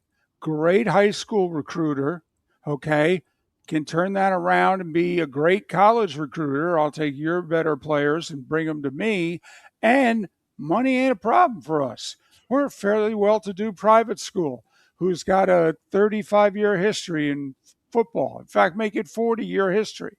I could almost argue that Mario walked into a better job than even Miami was selling him on 5 years ago. Absolutely. I mean, the college football has changed so much since Mario Cristobal arrived here. And look, he was coming from Oregon, right, where he had the limitless Nike funds. It was a big decision to come back home. And I think one that I'm sure a lot of people thought he was crazy to take. I mean, he had Oregon humming. He won a couple Pac-12 titles out there. Oregon was on its way to the Big Ten. Again, he has that Nike Phil Knight money that he had to, recruit his players, which is his specialty. And I think coming to Miami, I think it was truly the perfect storm. He was the perfect candidate to transition Miami from the pre-NIL era to the post-NIL era. He was the perfect bridge. He's the perfect person. He's someone who deeply cares about the organization as a Miami native and as an alum of the school. And I would agree that I think Miami got more than what they anticipated, just because he's been so nimble through this process of it's just an ever-changing landscape. And he's not someone that's stuck on his way. He's an adapt or die type of guy. And he consistently moves and shakes and does whatever he needs to do to kind of get ahead in the way that this landscape is it's so fluid, so consistently. And so absolutely, he's been awesome. Everything's lined up for Miami. He has all the resources he needs. He can recruit to Miami now, especially that it's winning. He was recruiting well before they were winning. He's especially recruiting now that they are winning. Nails the transfer portal every offseason, so always finds ways to maximize the roster. And then again, I mean, I think just what he's doing on the field as a coach is just improving and improving. And I think he's really building a strong culture, a strong roster that, again, I believe is built to sustain that success and not just be that flash in the pan one-off year that Miami kind of got hot. So I think Mario Cristobal is truly the perfect candidate to lead this Miami program. And Gaby, I agree with you how he's built in the program, because he recruits the trenches, and that's how you build and sustain greatness. And he's able in the portal to get the guys you need. And not that he doesn't recruit skilled guys too, but obviously this team changes from a year ago. I mean, you don't lose 2 first-round pass rushers and say the defensive line's going to be better. You don't even say it's going to be as good. So to me, I see this team being more offensive. I see Fletcher being a great running back. Tony, this guy, we all know how special he is. But it will depend on whether they got the quarterback right. And everybody seems to think that they did. Getting the kid from Duke, Mensa there. What are you seeing from him? What did you see in spring ball? You know, Beck had all the tools. Sometimes the willingness to play or, you know, just things got in his way. Can this kid be better than what they had last year? And Beck was pretty highly regarded. I think he can be. I think like production wise, he'll probably be better than Carson Beck as far as just like statistically. I think Darian Mintz is a really good quarterback. And just from what we saw, he kind of seems like, and again, I understand these are lofty comparisons and I'm making them because he's kind of just like at the back end of both of them. I do think he's an interesting blend of Cam Ward and Carson Beck. Like, I think that he has some of like that extend the play things that Cam Ward has. I don't think he has quite the arm strength that Cam Ward has. You know, I think he just does a lot of things really, really well. I think he's going to be able to manage the games. I think he's going to be able to be a playmaker with his arms. I think he's going to be able to push the ball downfield more than Carson Beck did a season ago. So I think that that's one area where Miami could be more explosive on offense, which they typically weren't. They were a very good down-to-down team, converting third downs, all of those types of things. So I think Darian Mensah is the real deal. And look, this is the best supporting cast that any Miami quarterback has had throughout this Mario Cristobal era. When you consider Mark Fletcher, when you consider Malachi Toney, you get Cooper Barkade, his top receiver from Duke a season ago, and then really the collection of weapons that Miami has around, a very deep stable of running backs, a very deep wide receiver room that I think is going to impress a lot of people, an offensive line that of course loses a lot, but I think that there's still going to be a lot of protection. I mean, my coworker wrote this morning, I think Miami has double-digit offensive linemen on the roster that are over 6'6", 315 pounds. So it's a massive offensive line. It's a new-look group, but it's still very talented, and they've done a good job with those guys. I think Darian Mintz is going to be very well protected. I think he's going to have a lot of options to kind of deliver the football to. And then if things aren't there, he has a workhorse in Mark Fletcher who can kind of take it from there. So I do think that Darian Mintz is going to have a very successful campaign here for the Canes. Is anyone else in the ACC in their area code? I mean, have we gotten to, they weren't in a conference then, but have we gotten to where they are in the late 80s and early 90s versus the teams that they had to schedule? I mean, because right now, since Clemson is not the Deshaun Watson, Trevor Lawrence Clemson anymore, well, who else? Quite frankly, I mean, it's remarkable they ended up losing as many ACC games as they did last year. You could almost say in the regular season they underachieved last year, and thank goodness they got the reprieve. Yeah, absolutely. I would agree that it was disappointing that they lost those 2 games. Again, one of them in overtime on the road to SMU, and I don't think they've lost a home game since they've been in the ACC. Of course, that super disappointing performance against Louisville, where despite the 4 interceptions, you kind of stuffed the ball in plus field position with a chance to win it off a field goal or whatever the case is. So yeah, definitely disappointing. And when you look at this season, if there's anyone in their area code, I don't think anyone's nearly as deep or as talented. So, I mean, I guess that's one way to answer the question. The games still have to be played. Miami doesn't have to play Louisville or SMU this year. Those are, of course, the 2 teams that beat them a year ago. They do have to go to Clemson, but I mean, I would agree Clemson's not what it was. They have to play Virginia Tech at home in November. That's a new era under James Franklin. We'll see how that goes. I think that's going to be a tough team. But really, just given the draw that Miami got, especially within the conference, I think that there is very little margin of error with this schedule that they were given. Again, you still got to go out there, roll the football out, and you got to play. But I think Miami is going to be significantly more talented and deeper than any ACC team that they're going to play here in 2026. So it's time for Miami to handle business. It's time for Miami to take care of the conference. It's time for Miami to go to Charlotte. It's time for Miami to win the ACC. Of course, they just played for a national championship. I think that trumps any conference championship, but I do think it's time for Miami to establish themselves as a true dominant program in the conference. And I do think that this is the year that Miami does finally take that step and accomplishes that, just kind of considering the path that they have in front of them. And I really just think this team is just too deep. Like last year's team was obviously very, very good. I think this team might be deeper. I'm not going to say they're better because, of course, you consider all that line of scrimmage talent, but this team can roll like true 2-3 deep at a lot of positions, and you're not going to see much of a drop off. So I ultimately think that's going to be tough for a lot of these conference teams to handle for 4 quarters. Well, then you take out all doubt. You win the conference, you don't have to worry about a decision being made by the committee and get in. But if that's not the case, November 7th looms large, because I'm with you. They should get through the conference, but I think they're going to play SMU or they're going to play Louisville in that game, and who knows what could happen. Go to Notre Dame.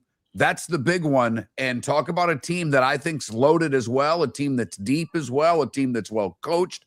I mean, I know we'll never have Catholics versus convicts the way we had back in the day, but this is still a great rivalry. And if you're going to circle a game, I'm going to circle November 7th, Gaby. Absolutely. And look, there's going to be so much buzz around that game just because of, of course, the opener last year and how much weight that game ultimately carried in that big decision, right? And then just Notre Dame feeling slighted. I think they kind of view Miami as like that get back game that they needed to win a year ago and kind of on that revenge tour, right? I'm a huge CJ Carr guy. I'm a big CJ Carr guy. So I'm a big believer that this is going to be by far the most talented team that Miami plays in 2026. This will be their toughest test, especially going up to South Bend. That's never easy, especially in November. That's going to be a cold weather game for the Canes. So that's always a unique storyline. I know Mario Cristobal doesn't like to make excuses, but definitely, I think that's a game of the year candidate. Again, and also you look at both of these teams and both of their schedules, I think that there's a very real possibility that Miami and Notre Dame are playing as potentially 2 undefeateds, potentially ranked in the top 5, each of them. And that ends up being just a college football playoff preview, right? Like the game that everyone kind of needs to watch. And I think as loaded as that week is in college football, I do feel like that Miami Notre Dame game kind of stands alone as the must watch if you're even the most casual college football fan. But for Miami specifically, that's going to be a really big one. All right. Let's assume that the quarterback play is good. Doesn't have to be great. Let's assume it's good. What's the area that Canes fan needs to be concerned about then in the next 40 days? I still think it's the offensive line, right? And I'm not saying that it's not talent. I mean, I think it's very talented, but there are a lot of question marks. You lose 4 starters. You lose 2 both your offensive tackles, Frank Smauno and Markel Bell. You lose your starting center, your starting right guard, who is basically a 4-year starter. So there's just a lot that Miami needs to figure out as far as just what does that protection look like. And look, again, I think the schedule plays out in a way where they can kind of mix and match and figure it out. I think they ultimately need to be good in November when they get to Notre Dame. They need to have it figured out. They need to be ready by the college football playoff, hopefully, if they get there.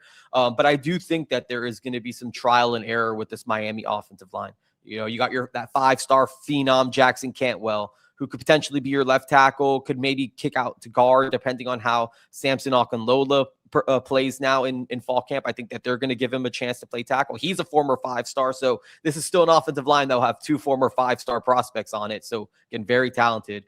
You got a returner in Matthew McCoy who could either play right tackle or can kind of stay at guard. Veteran in Ryan Rodriguez, who needs to step up as a center. He's going into his 6th year at Miami, so he's a guy that's been a part of this program for a long time. That's finally getting an opportunity. And then you'll likely have a first-year starter in Max Buchanan, who's a rising sophomore with the program, who I think is going to have an opportunity to step up. So I think the offensive and really the defensive line, the line of scrimmage, is going to dictate how good this team is.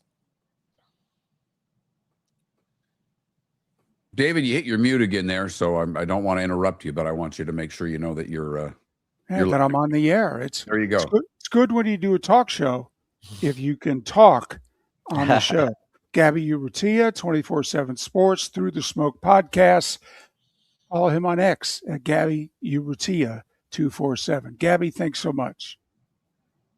If you're a business who targets men, please know there is no better and more economical way to reach your target audience than us at Miller and Moulton. So let us help you make money. You can reach out to Mark at that Mark Miller or me at the David Moulton on X, or text us at 21,000. We have a proven product, a good reputation, and lots of quality segments that we can attach your company's name to. Miller and Moulton, we're like that old pizza box. You've had the rest. Now try the best. Miller and Moulton, millerandmoulton.com. Mark Miller for Sleep Treatment Direct. They are helping me with sleep apnea. And by helping me, I mean curing me. No more CPAP machine. No more snoring. No more tossing. No more waking up exhausted. Their expert team got me the right treatment, fast and hassle-free. If you want to feel energized and get rid of your snoring, call Sleep Treatment Direct today. 444-1741. That's 239-444-1741. Sleep Treatment Direct. Sleep safe and The sound. Floor Meisters just doesn't sell Cortec and carpet. They also sell a lot of wood. And what better time than now to stop in and see the nice folks at Floor Meisters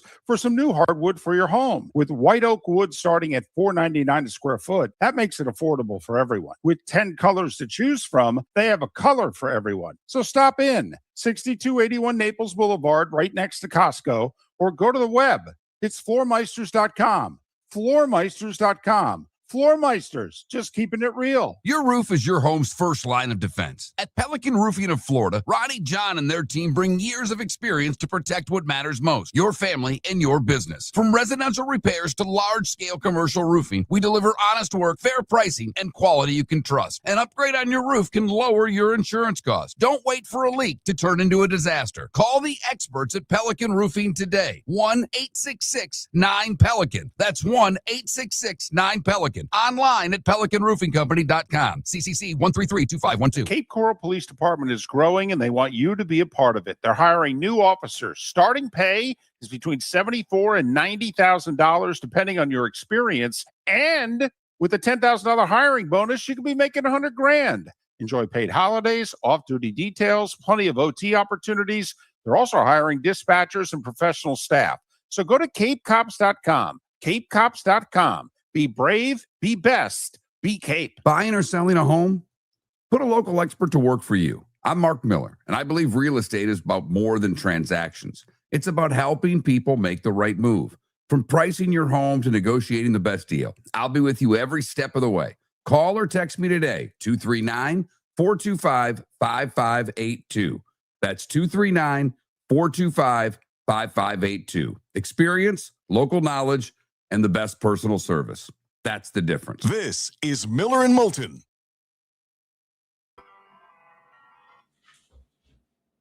Hello, Seth. Good morning. How are you? I'm great. How are you? I'm good. I'm good. Last night, I didn't realize, the basketball tournament? The thing, the Chris Paul League, Yeah, I know what you're talking about. the alumni, right? Right.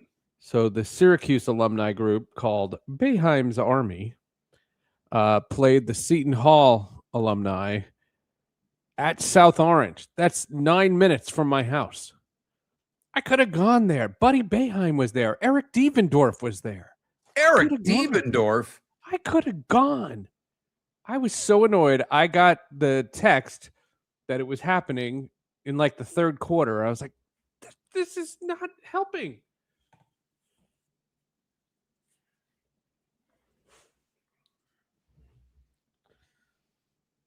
I told the story on the air. I joke because David, everyone's twice a year David gets his mug on national TV. I said I actually saw someone on national TV last night that I knew that wasn't David, a guy that used to cover the minor league hockey team that I worked for, and his daughter would sing the anthem, and she was I mean, she's all right, but she was blind, so it was a neat story.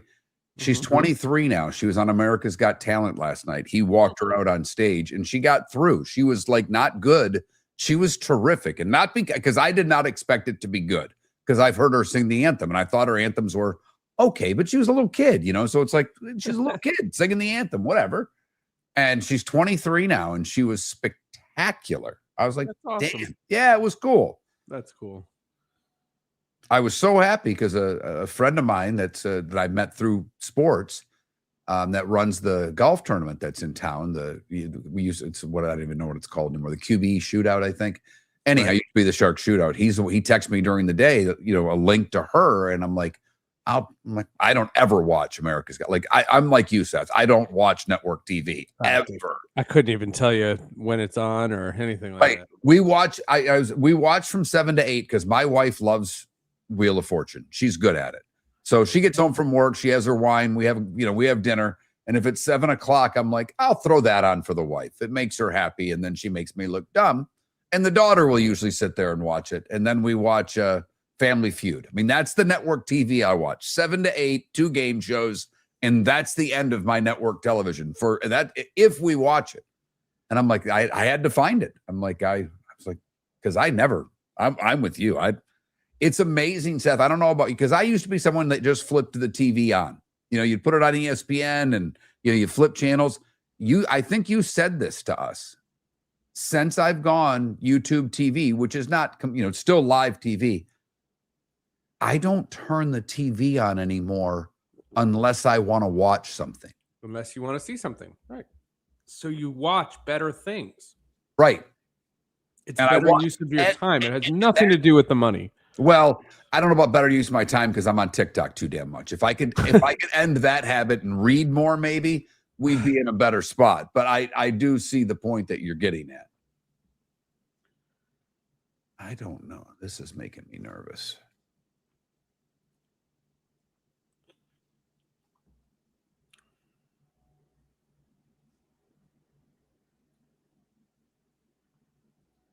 See, and I noticed during that basketball game, all the Fox Sports 1 promotion.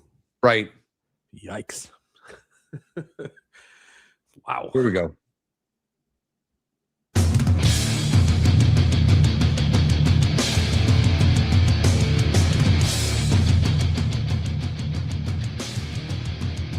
You're listening to Miller and Moulton, coming at you from the Floor Meister Studios. Floor Meisters, keeping it real.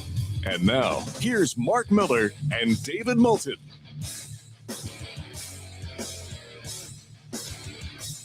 We are halfway home on this hump day. And you know what that means. That means Seth Everett. Sports with Friends, Hall of Justice. Hey, buddy, what's up? What's going on? You're looking spry. Let's not get carried away. In fact, I've never had so many people in the last few weeks tell me how bad I look than what has transpired. Okay, the nicest thing that anybody has said to me the last few weeks is, man, your coloring's gotten really bad. Everything okay? I mean, that's the nicest thing that's been said to my face. So spry was good. Yeah, Right. I mean, actually, that is the best thing. Now that I think about it, that's been said to my face in weeks. There you go. See? Once a week, man. Have me on. Right? That we do. Seth Everett, our friendly liar, joining us here on Miller and Moulton. Well, that's better than the off-air conversation about what was it? Boeheim's. What are they? I watched the basketball tournament, the alumni game that Chris Paul came up with this tournament, where all the colleges like Kentucky and Kansas and Louisville and Seton Hall and Syracuse have put these groups together of college players that never amounted to anything in the NBA. And last night, the Boeheim Army took on the Hall Inn, which is the Seton Hall alumni in South Orange. And David, you know how close South Orange is to my house. And Yes. I could have gone to that game, and I didn't know it was happening until the third quarter, but I watched it last night. Yeah, and they get, the pretty big money on hand for this. Although I've got to admit, the teams they got, Seth, don't do much for me. I mean, New Mexico and Wichita State alumni, I think they could have done better than that. But but this is like, I think $1 million to the winner or something. $1 million, like that. yeah. So, I mean, hey. Buddy Boeheim, Cole Swider, Eric Devendorf, Elijah Hughes. That's a fun little group. Those are players I rooted for. And It's interesting, Mark, that they chose, the alumni who didn't amount to anything in the pros. Right. You could have gotten Carmelo to do Well, it. like with Wake Forest, I mean, Tim Duncan and Chris Paul. Right. I mean, hello. I mean, do you Why don't really you can't just bring you in the put? ringers? I was going to say, can't you put 3 stiffs There you with go. for Wake Forest with Chris 100%. Paul and Tim Duncan? I know.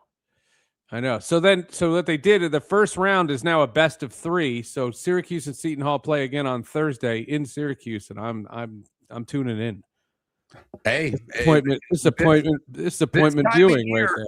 This time of year, someone sent me a post on X that had the graph, of all the sports and the times a year, and basically this is the doldrums. I mean, we finished the British Open, so if you're a golf fan like I am, 100%, and I like golf and tennis both, so there's nothing between now and I could care less about the FedEx Cup. So from a golf standpoint, the season's over, and there's no Ryder Cup this year. For tennis, we've got to wait until around Labor Day for the U.S. Open. U.S. Open is in a couple of weeks, right? That people are interested in. If you're, baseball, I'm fascinated by the next couple of weeks until the trade deadline. But baseball is harder to watch than ever before. It just is. I don't think we're, really not uncovering anything on this show. And when David did the starting 5 today, the Arizona Cardinals and Carolina Panthers started training camp today because they play in the Hall of Fame game. If you could get 2 teams that people care less about than the Carolina Panthers and Arizona Cardinals in the National Football League, let me know. I know. I mean, maybe the Tennessee Titans. Like, I'm trying to think of teams that are less relevant than those 2. And those are 2 of the least relevant teams in all of the National Football League. So from my perspective, Netflix just released season 3 of that quarterback show. Right. Baker Mayfield's on it, and he's getting rave reviews. Yeah, I'm curious. I enjoy that a lot. It gets me ready for the football season. I enjoy that a ton. There's 7 episodes of that.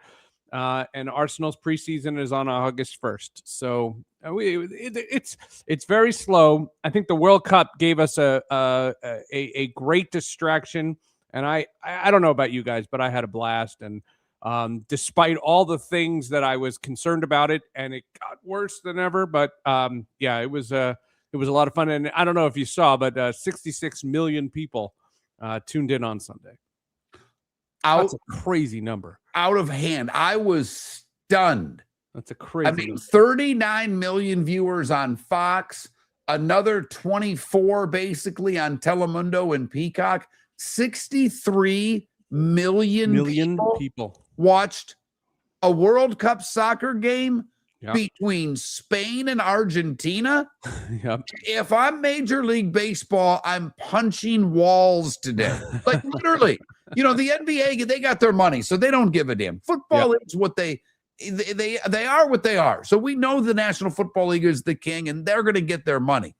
But if I'm Major League Baseball today, Seth, I'm literally, if I'm Rob Manfred, and I know you're not a fan, but I'm freaking out a little bit because you've got labor problems coming. We all know that's there. And you've got national TV deals that no one seems to want. Let me just clarify one thing that you said, Rob Manfred, if you're listening. No, I'm a fan. You're not a fan of me.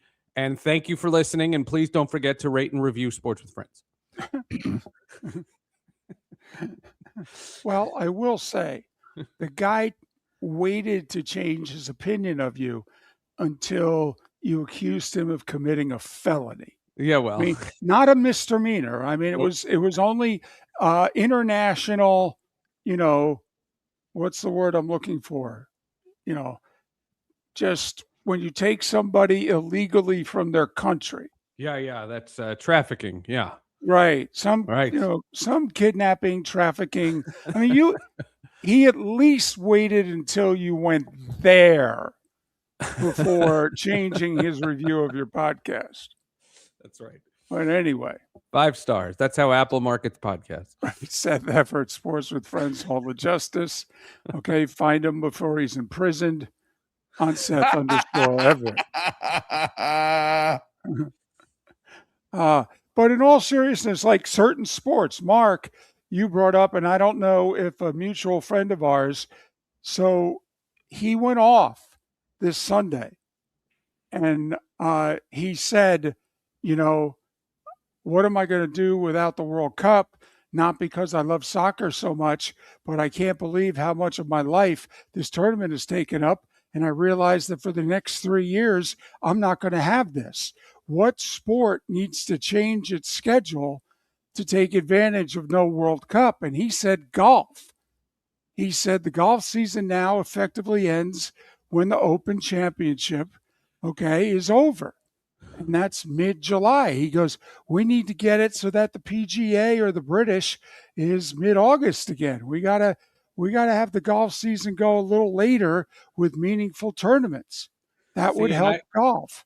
I thought of something different. I thought after the World Cup and based on the momentum of the World Cup, I thought a major social media marketing campaign should be done by, for example, Bundesliga, the German league, because they have Jude Bellingham.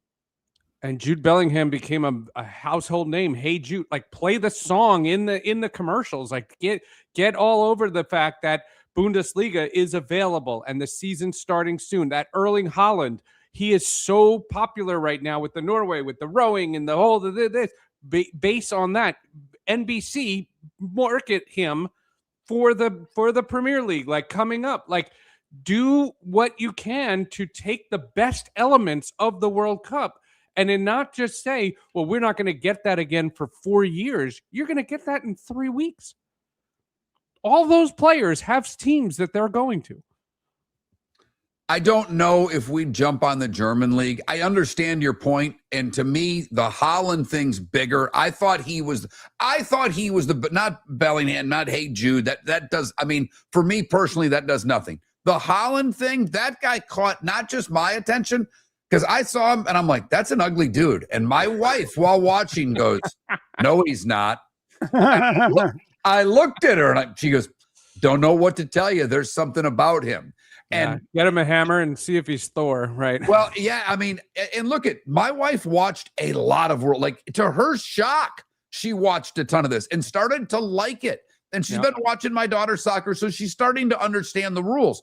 But Haaland, I'm not kidding. I guarantee you, if I put a Man City game on, my wife and daughter are going to sit down and watch that. The feeling, and Telemundo just big up on the Premier League. I mean, they wanted that league. So that to me is the league that has a shot. One, because I will say it's England, and I know not everybody speaks English in that league. Sure. You know what I mean? The league, I get it. I think Haaland reminds me of like a heel. Like an David Ortiz, or not the steroids, but the Barry Bonds. Like that's what I get the vibe from, because he plays for Man City and he always scores against us. And it's literally like I couldn't stand him going into the World Cup. And I know I said us. I know I said it. I was trying to illustrate a point. He always scores against Arsenal. And this idea that this guy is suddenly Mr. Popularity and he plays for Man City, of course. Seth, I was going to try to make you feel better by saying he scores literally the same against everybody. If he's on the pitch, he scores. Yeah, he's good. He's an unusual soccer player. Messi is amazing with the ball. He can pass. He can do so many things. Yeah, but Argentina played dirty. They did. Mbappe, he's incredible all the time. Yeah. Haaland's unusual. He's like a Brett Hall in hockey. He doesn't have to, he can just stand there for a while, and all of a sudden the puck comes to him, it's in the back of the net. The ball comes to Haaland, it's in the back of the net. He's a little different than the normal soccer player, wouldn't you say? He's and his personality he's magnetic, he's charming, he's all these different things, and it's just going to drive me crazy all season long. And in our focus group of one, he's hot. Okay, so just figure that into it as well. My neighbor thinks so too. There you go. There you go. Two. Oh, it's unanimous. Okay. Sports with Friend Hall of Justice. Very quickly go. Alan Hahn, MSG Network, ESPN New York, covered the Knicks for 20 years. We have a full recap of the emotional ride that was the New York Knicks' first championship since 1973. So if you are tangentially connected to the Knicks, you will love this podcast. Seth Everett, Sports with Friends. The Floor Meisters just doesn't sell Cortec and carpet. They also sell a lot of wood. And what better time than now to stop in and see the nice folks at Floor Meisters for some new hardwood for your home. With white oak wood starting at $4.99 a square foot, that makes it affordable for everyone. With 10 colors to choose from, they have a color for everyone. So stop in, 6281 Naples Boulevard, right next to Costco, or go to the web. It's floormeisters.com. Floormeisters.com. Floor Meisters, just keeping it real. Your roof is your home's first line of defense. At Pelican Roofing of Florida, Ronnie John and their team bring years of experience to protect what matters most, your family and your business. From residential repairs to large-scale commercial roofing, we deliver honest work, fair pricing, and quality you can trust. An upgrade on your roof can lower your insurance costs. Don't wait for a leak to turn into a disaster. Call the experts at Pelican Roofing today. 1-866-9-PELICAN. That's 1-866-9-PELICAN. Online at pelicanroofingcompany.com. CCC 1332512. The Cape Coral Police Department is growing, and they want you to be a part of it. They're hiring new officers. Starting pay is between $74,000 and $90,000, depending on your experience. And with a $10,000 hiring bonus, you could be making $100,000. Enjoy paid holidays, off-duty details, plenty of OT opportunities. They're also hiring dispatchers and professional staff. So go to capecops.com. capecops.com. Be brave, be best, be Cape. Mark Miller for Sleep Treatment Direct. They are helping me with sleep apnea. And by helping me, I mean curing me. No more CPAP machine, no more snoring, no more tossing, no more waking up exhausted. Their expert team got me the right treatment, fast and hassle-free. If you want to feel energized and get rid of your snoring, call Sleep Treatment Direct today. 444-1741. That's 239-444-1741. Sleep Treatment Direct. Sleep safe and sound. This is Miller and Moulton.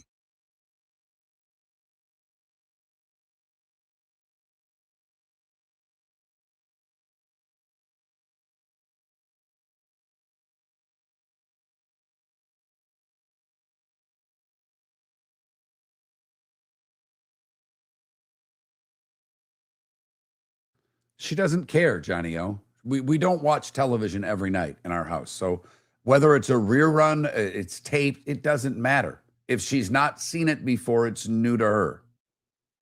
It doesn't matter. I know, Johnny. We are so effing dumb. I've never seen a dumber group of people than Miller and Moulton. I wish I was as smart as you.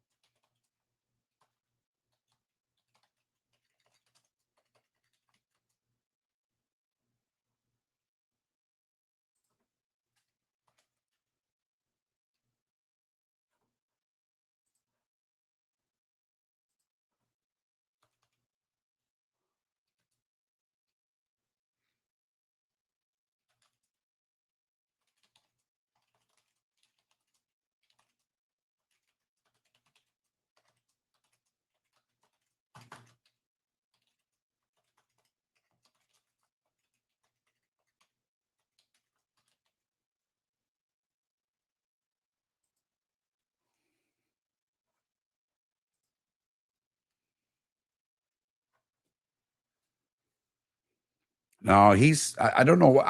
Johnny, when's your podcast on? Because I'd love to just get smarter. Maybe we can just set up a call every day for 20 minutes where you just tell me all the things that I don't know. But it does get old, brother.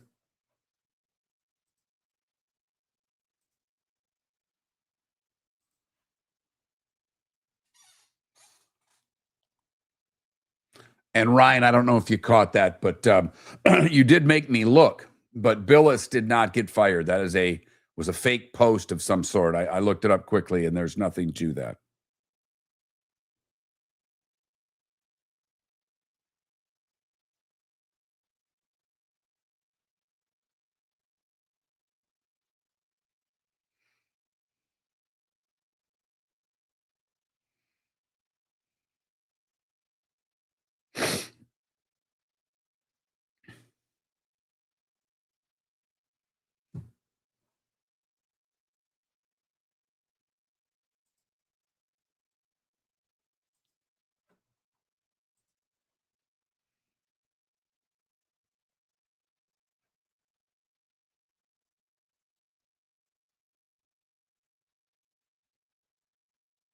No doubt, Sonny.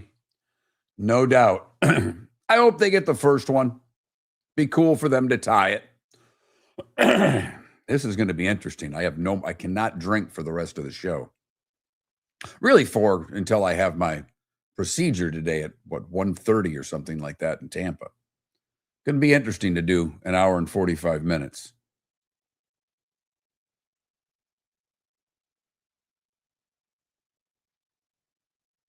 Man, on who, Sonny? I mean, my rule is you just bet on the other. Whoever loses the first game of the double dip, you bet on the other team. But obviously, with we had two of them today, with the Yanks playing a double dip as well. So.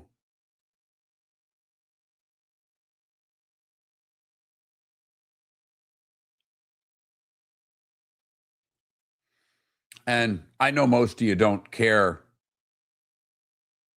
about my Tigers, and I get it. But to play 3 games in Chicago and none of them be in the afternoon, really? Against the Cubs? Isn't that kind of sacrilege? That bums me out. I wanted a little day baseball to watch. Or listen to, more importantly, on the drive home today. I'll probably listen. I don't know what game I'll listen to if we're done in time. You're listening to Miller and Moulton. And now, here's Mark Miller and David Moulton. 21 minutes past the hour. And thanks for being with us. Miller and Moulton. MillerandMoulton.com. Miller_Moulton on X. Our poll question today. So who's going to be worse, relatively speaking, the Dolphins or the Seminoles? As a team. Who wins more games is what the question is. Miami or Florida State? Right now, Florida State winning the poll. It's close. It was close. Now it's about almost 70% for the Noles. I think it's going to be closer than the people voting think, because I don't think Florida State goes to a bowl game for what it's worth. I don't. I think they're a 5-7 team at best. Hope I'm wrong for all you. Actually, I don't even hope I'm wrong for your Nole fans, because 5-7, your coach is gone. But we shall see. David, today, because of the rain out yesterday, the Red Sox have to play a double dip. If somehow, some way, they were to win both, they would set a franchise record for consecutive wins.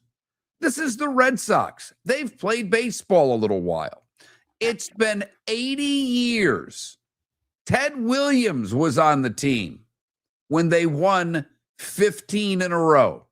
1946 was the year of their winning streak. And rain may have been the reason that it doesn't, I don't know if they win last night. Maybe they do, maybe they don't. But you and I have talked about it forever. It's hard to win a double dip. And not only do the Red Sox and Orioles have one today, but the Yankees and Pirates have one. I think that might be good news for the Pirates. But I don't really pull for the Red Sox. I don't know how against them I am of the Boston teams, but when they're good, we all know the fan base that follows, and they're tough. They're a tough fan base. It's putting it mildly. I think I'm rooting for the Red Sox to sweep today. I think I'd like to see history. I think I'd like for a fan base that had completely given up on a team. I mean, last week I played golf on Wednesday. They're in the midst of playing great baseball. We're just starting the second half. And my buddy, who is a diehard Boston everything fan, Gino from Melrose, I'm telling you, he could do a segment on the show. He cracks me up so much. I said to him, I said, boy, your Sox are going, they're wild card teams. They should be sellers. When did he say that? Wednesday, a week ago today. They should be sellers. He didn't. They had like an 8 or 9 game winning streak, didn't they? Yeah, they did. Yes. And at that point, they were, I believe, a wild card team. Yes. And he still thought that they weren't good enough. And I have not seen him since because we got rained out both Friday and Saturday. I've texted with him a little bit, but I don't think I threw a Red Sox question at him. I was laughing because we were supposed to play golf on Saturday, and he put a text to the group saying, well, I don't know. I might be sitting here. I got a decision of dodging raindrops or watching the Open. I'm like, is that really a decision? Because I've made mine. I'm watching the Open. I'm not even attempting to go out. And then we got word it was cart path only, and that ended all discussion for us. But the Red Sox, I mean, this guy's a die. I don't know any more diehard Boston fan than this guy. He had given up on this team 2 weeks ago, they were done. Even last week, be sellers. Now, for he and for history, I'd like to see him win both today. I really would.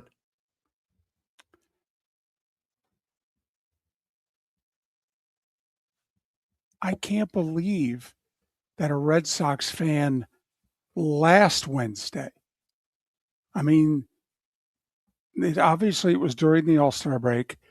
Then they had to play Friday, Saturday, Sunday. But they were playing 4 games against the Rays, and then they were playing 3 against the Orioles, which they've only gotten 1 in. But, Mark, they had won 9 in a row at the time that your buddy said to you, okay, nah, they're sellers. They'd won 9 in a row. They were 2 games below 500. I mean, isn't that when you say to him, listen, I don't know much about anything, but I can do the math. Okay, if they sweep the Rays, you're like 6 back in the loss column for the division. If you sweep the Rays, you might have the 3rd best record in the American League, behind only the Rays and the Yankees. Yeah, David, I don't know what to tell you. He's someone that watches every game. It wasn't about math to him. It's about the team he's watched from March until July, and he didn't think they were very good. That's all I'm saying. And I don't know. Look, I don't know about you, but I know a lot of Red Sox fans. No one has cared this year about that team. They started off so poorly that the fan base had largely given up on them. And it's amazing, when we had Tim McCone on Monday, like I said to him, I'm like, boy, this Red Sox thing, you guys had Vrabel to talk about, and you had Brad Stevens to talk about, and things were not that rosy in Beantown. And all of a sudden, the Red Sox that nobody wanted to talk about have come out of flipping nowhere and are the talk of the game right now. And you and I have been, I will give us a little credit here. You and I have been saying since early June, 2 good weeks in the American League can change the fate of a team. Well, and this is where sometimes Miller and Moulton get in trouble, but a stat that we hold more weight in than seemingly anybody else I know who does a sports talk show is run differential. Okay? And right now, Mark, I mean, there's 3 teams in the American League who have a better run differential than the Red Sox. 3. I'm sorry. There's 2 teams in the American League who have a better run differential than the Red Sox. That's it. Okay? And for that matter, Mark, Okay, outside of the Cubs and the 3 division leaders in the National League, I mean, there's like 6 teams in all of baseball who have better run differentials than the Red Sox right now. Now, hey, maybe that's the state of Major League Baseball in 2026. But it doesn't matter if you guys are only pretty good. I mean, the 2006 Cardinals won the World Series. They won 83 games in the regular season. You know, it happens. It does, and obviously you got to get hot at the right time. But I do think it's really difficult for me right now to look at American League teams, and I would say unless the Yankees get Judge back, but the Yankees pitching when healthy to me it's great. Their starting pitching's tremendous. They can line up with anybody. Yeah. Outside of the Yankees, to me, with Judge, I don't see a team that's in the ballpark of the Braves, Dodgers, Brewers, Phillies, if you know what I mean. I don't. Maybe I'm crazy, but I don't see it. And I have trouble putting the Brewers there, to be brutally honest. I mean, I do. I know they've been excellent for 2 years. I need to see a postseason before I can put faith into them. But the Phillies, I still trust them in the postseason. The Braves, I obviously trust, and the Dodgers are the best team in the game. So did you see what Dave Roberts said yesterday? That we might be sellers, not buyers? What the hell? Dodgers? Yeah. That the Dodgers might be sellers? Yeah. Has he seen how beat up his starting pitching is? I mean, I know you're a $350 million ball club, but I actually think you need another starting pitcher. Well, in Ohtani, who knows? He's going to throw off the mound this week, but we don't know when he's starting his next game. So I'm with you, but that was a comment that caught me completely off guard. Miller and Moulton. Go!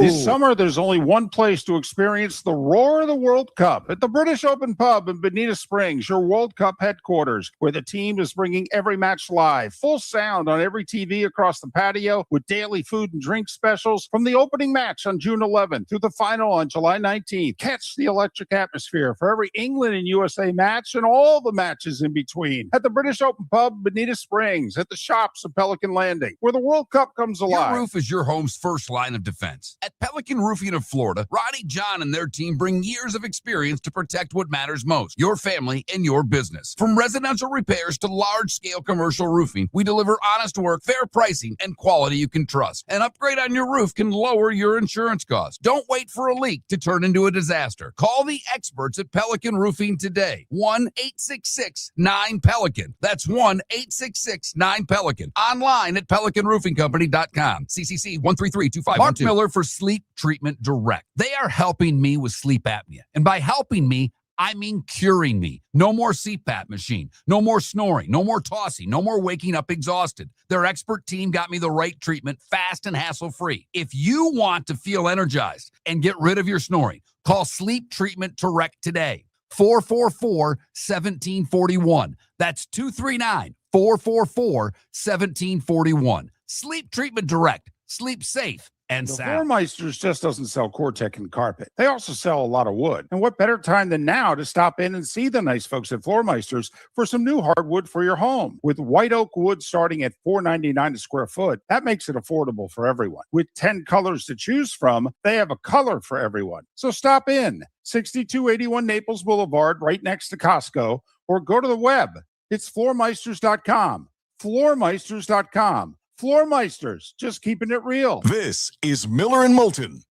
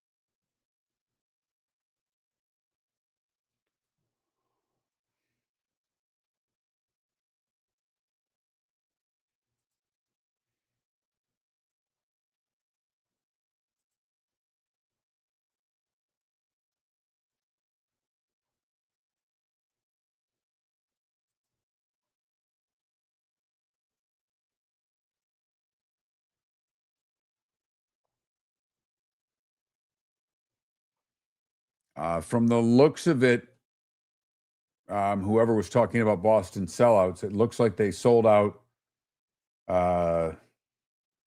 basically 2 of their last 5. The first game of the doubleheader was very close to a sellout. The game against Baltimore on Monday was a sellout.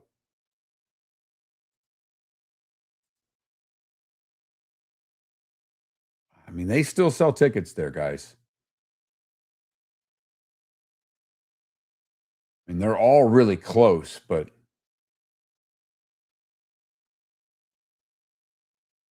I guess not true sellouts because I don't know what the exact number is, but it looks pretty damn close.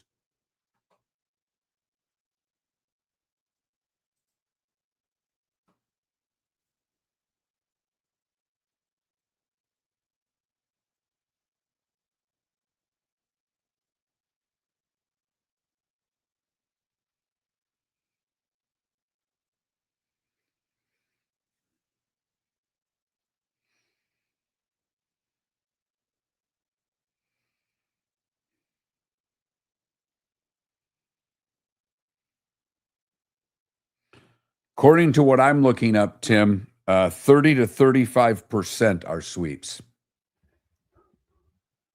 That's the numbers I've looked up.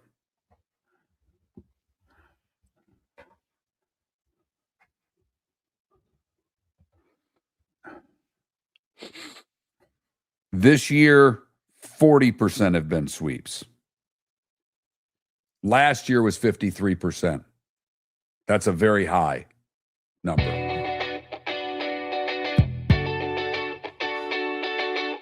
You're listening to Miller and Moulton. And now, here's Mark Miller and David Moulton. 22 minutes till the top of the hour. Miller and Moulton, millerandmoulton.com, Miller_Moulton on X. So, and yes, it's me bringing up an idea that I like. But do you think, first off, do you think that over the next 2 years that baseball is going to be as mediocre from a team standpoint as it is right now? That there's a handful of bad teams, like 3 per league. And there'll be a handful of good teams. And everybody else will be 79 to 84 win teams. I think we're at a point where there's a lot of that, but I think you'll have your handful of really good teams. I do think, like Pittsburgh, for instance, I don't think they're going to be this good for that long because they're going to lose key players. But I think the Cardinals could replace them as being a solid team. The Brewers doing this year after year, that's one of my biggest surprises. I don't know how they're doing it, David. I don't. So, yeah, I think there could be a lot of mediocrity in baseball. It wouldn't surprise me. I think it works best for a league. The more teams in it, the more tickets you sell, the better local TV numbers. And that's what's driving the sport. And that's what Manfred's trying to get his hands on is the whole league. So that benefits what he wants.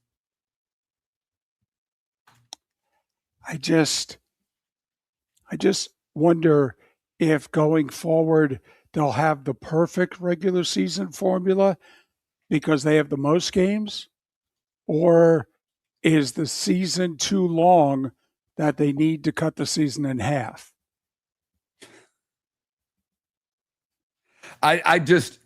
David, I know you've had this, we've been doing this for 20 years. You've had this idea for 20 years. Yep. Is there anybody else out there that's advocating this? Because I don't know of anyone. I mean, this is your thing and you love it. And I understand all of your points behind it. You've made them to me for 20 years. I just don't know that there's any support for this. So I don't know, in order for something they're having huge negotiations for this sport right now. This labor deal is the biggest labor deal they've ever had. They have great attendance. They have great TV. Their numbers are better than they've ever been. There are a lot of great players in this sport. Yes. Is that any part of these negotiations? And we're going to do a labor deal for what, 7-8 years? So nothing would change during that time. Well, ultimately, I think what these negotiations, I think this will be the owner's last stand. Like, I think this is their last opportunity to get something like this. Because, Mark, if you think about it, if the owners can't get economic parity, then are we ever going to have anything in this league that's not, really college football? I mean, to me, if you want baseball to turn into something other than the same 8 teams make the playoffs every year, and yeah, it's cute that some of the others make it from time to time, I just, to me, Manfred's trying to make the argument that not enough teams have a bite at the apple. Well, if you're giving them twice as many bites per season as you are now, okay, to me, that's how you give more teams more of a shot.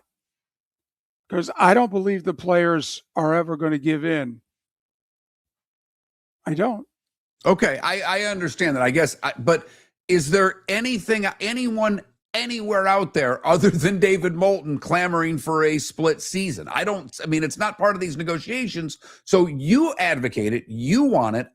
I don't see, like, we talked about what you gave a 99 to 1% chance of something earlier in the show. David, I put this at 99.9% that it'll never happen and 0.001% that it would. I mean, it's not anywhere in the negotiations. So if it doesn't happen in these negotiations, we're going to have an 8-year contract thereabouts, right?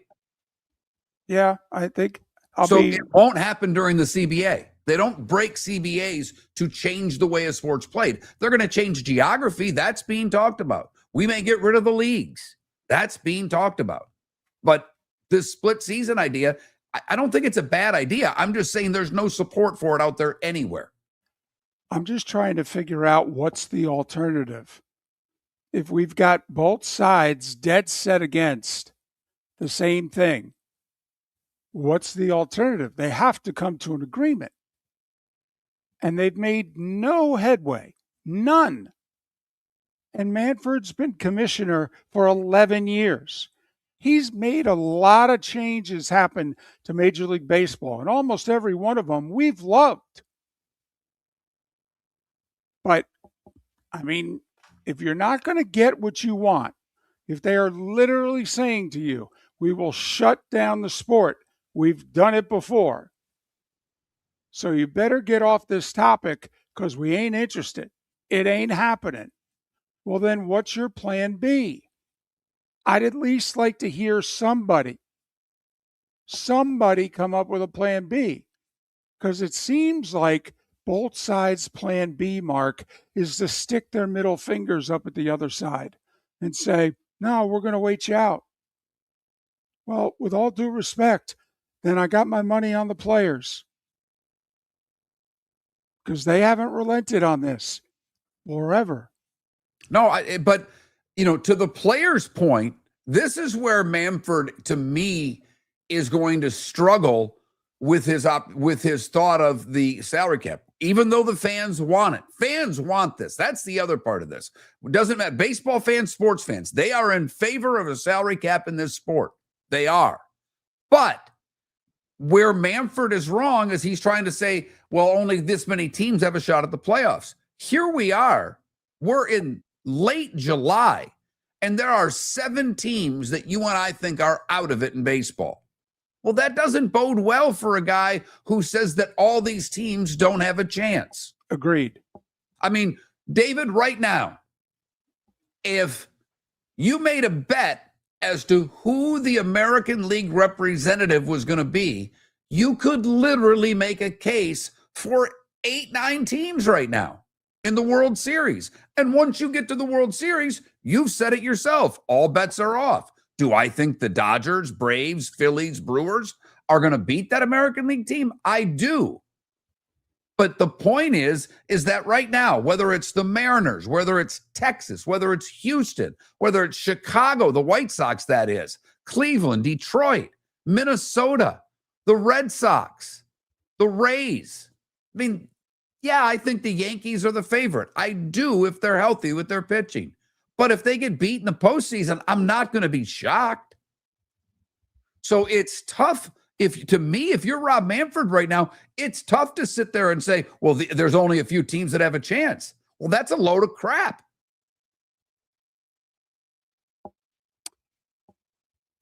I just don't see anybody willing to give in at all. And I don't see a plan B that you could see both sides agreeing on, which is how these things are supposed to go. So, I desperately want to be wrong about having baseball next year. I desperately want to be wrong. But there's two kinds of negotiations, Mark, and you know this. There's negotiations in which they're close, and the deadline comes and goes, but they're negotiating, they're making headway, and they'll step away from it for a few days. And then they'll each give in,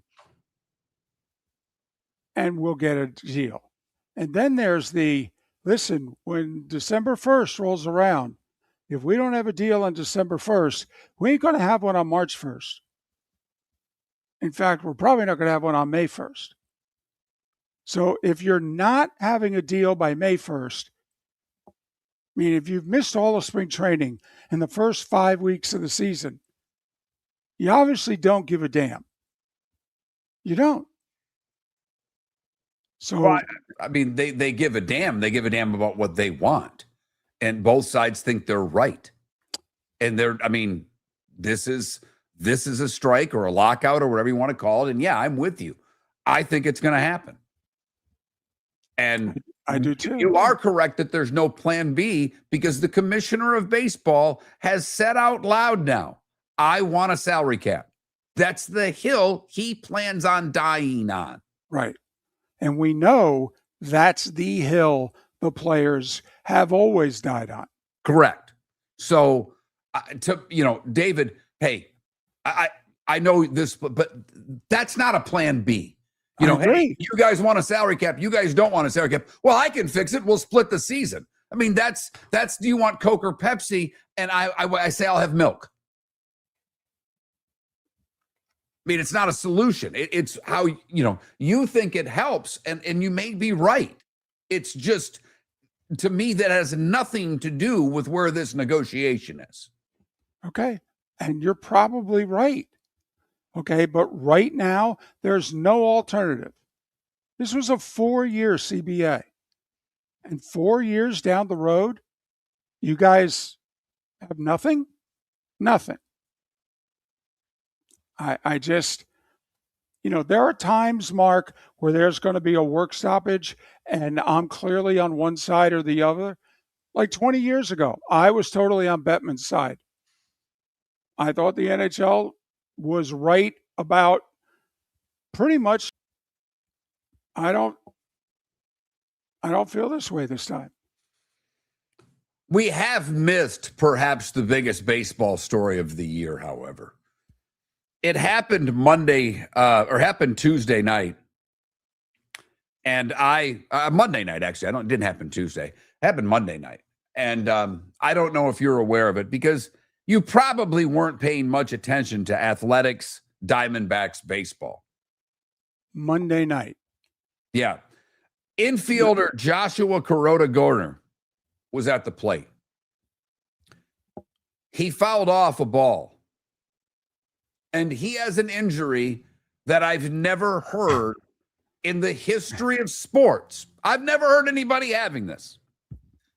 The play-by-play announcer may have had the best line I've ever heard. Because after they showed the replay a couple of times, it was obvious where the ball hit the batter. He did come up to the plate and singled, and then would play another full inning before leaving the game with a ruptured testicle. Correct. The play-by-play announcer, when they came back, says, well, he'll go to the plate with one strike and no balls. It may be the best line that's ever been delivered in baseball play-by-play, because he knew what he was saying and he paused perfectly to get it out. But to reiterate, Joshua Kuroda, I think Grauner is how you say his last name. I'm not positive, and he's a rookie. I apologize to the family if I've mispronounced it. But he suffered a ruptured testicle. Yep. And you can say all you want about certain players not being tough enough. And look I think hockey players are the toughest athletes on the planet. I always have. I always will. Football players are right there. Baseball players and basketball players get knocked for what they miss games for. I don't know of any hockey player or football player that ruptured a testicle and at least attempted to finish the game. Not to mention, he got a base hit with a broken ball. Ba-dum-bum. So I feel like we have to advance this baseball story, because I think if not, David and I will just go round and round. And I thought I would lighten the mood a little bit, or make your voice a couple of octaves higher. Right. Emergency surgery on a ruptured testicle. That's correct. He is now resting comfortably, according to MLB.com. My guess is ice. Ice seems to be what's needed. Baby. You got that right. Ice. Let's hope he can have one day. Miller and Moulton. The Pro Hour on the other side. Poll question today: who will win more games, the Seminoles or the Dolphins? It's closer than you may think. Miller and Moulton, millerandmoulton.com. Buying or selling a home? Put a local expert to work for you. I'm Mark Miller, and I believe real estate is about more than transactions. It's about helping people make the right move. From pricing your home to negotiating the best deal, I'll be with you every step of the way. Call or text me today, 239-425-5582. That's 239-425-5582. Experience, local knowledge, and the best personal service. That's the difference. The Floormeisters just doesn't sell Cortec and carpet. They also sell a lot of wood. And what better time than now to stop in and see the nice folks at Floormeisters for some new hardwood for your home. With white oak wood starting at $4.99 a square foot, that makes it affordable for everyone. With 10 colors to choose from, they have a color for everyone. So stop in, 6281 Naples Boulevard, right next to Costco, or go to the web. It's floormeisters.com.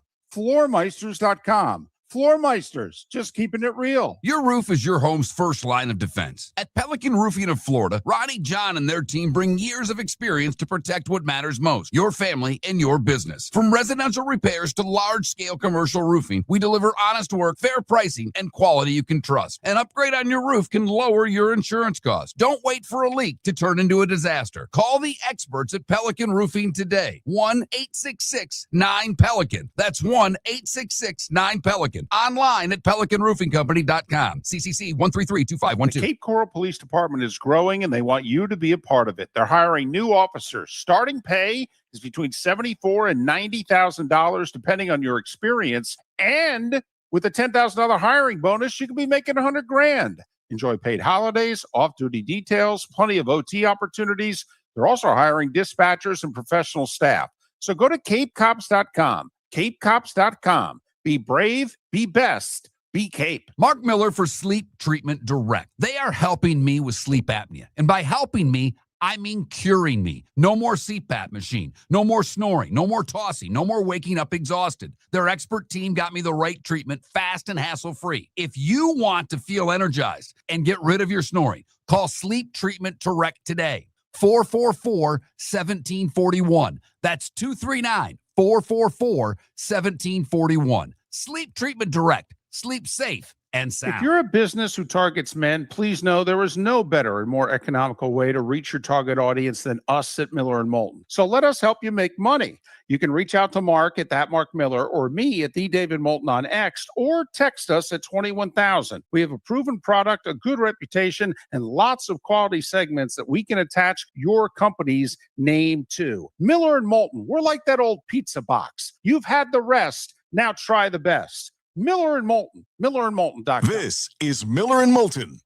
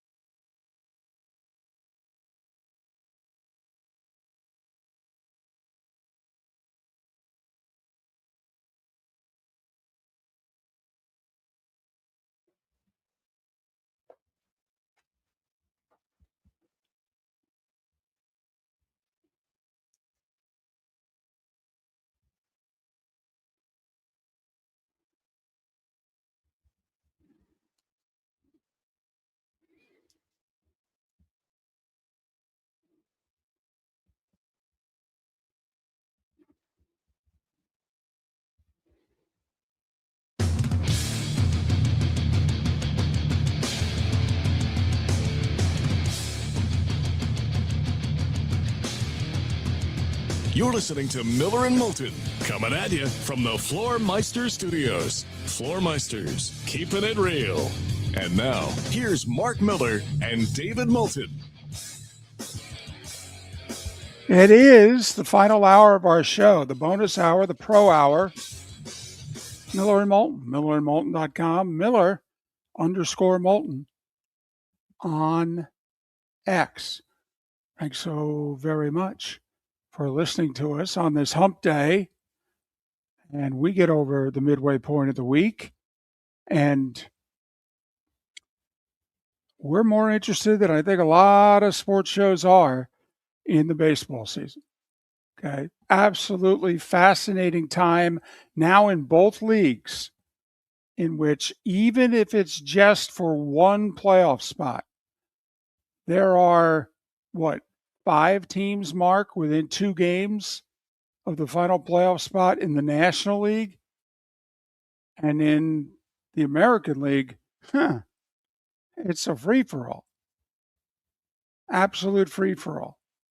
So, now there's still over a third of the season left because teams have roughly 60 games to go. Some have a little less, some a little more.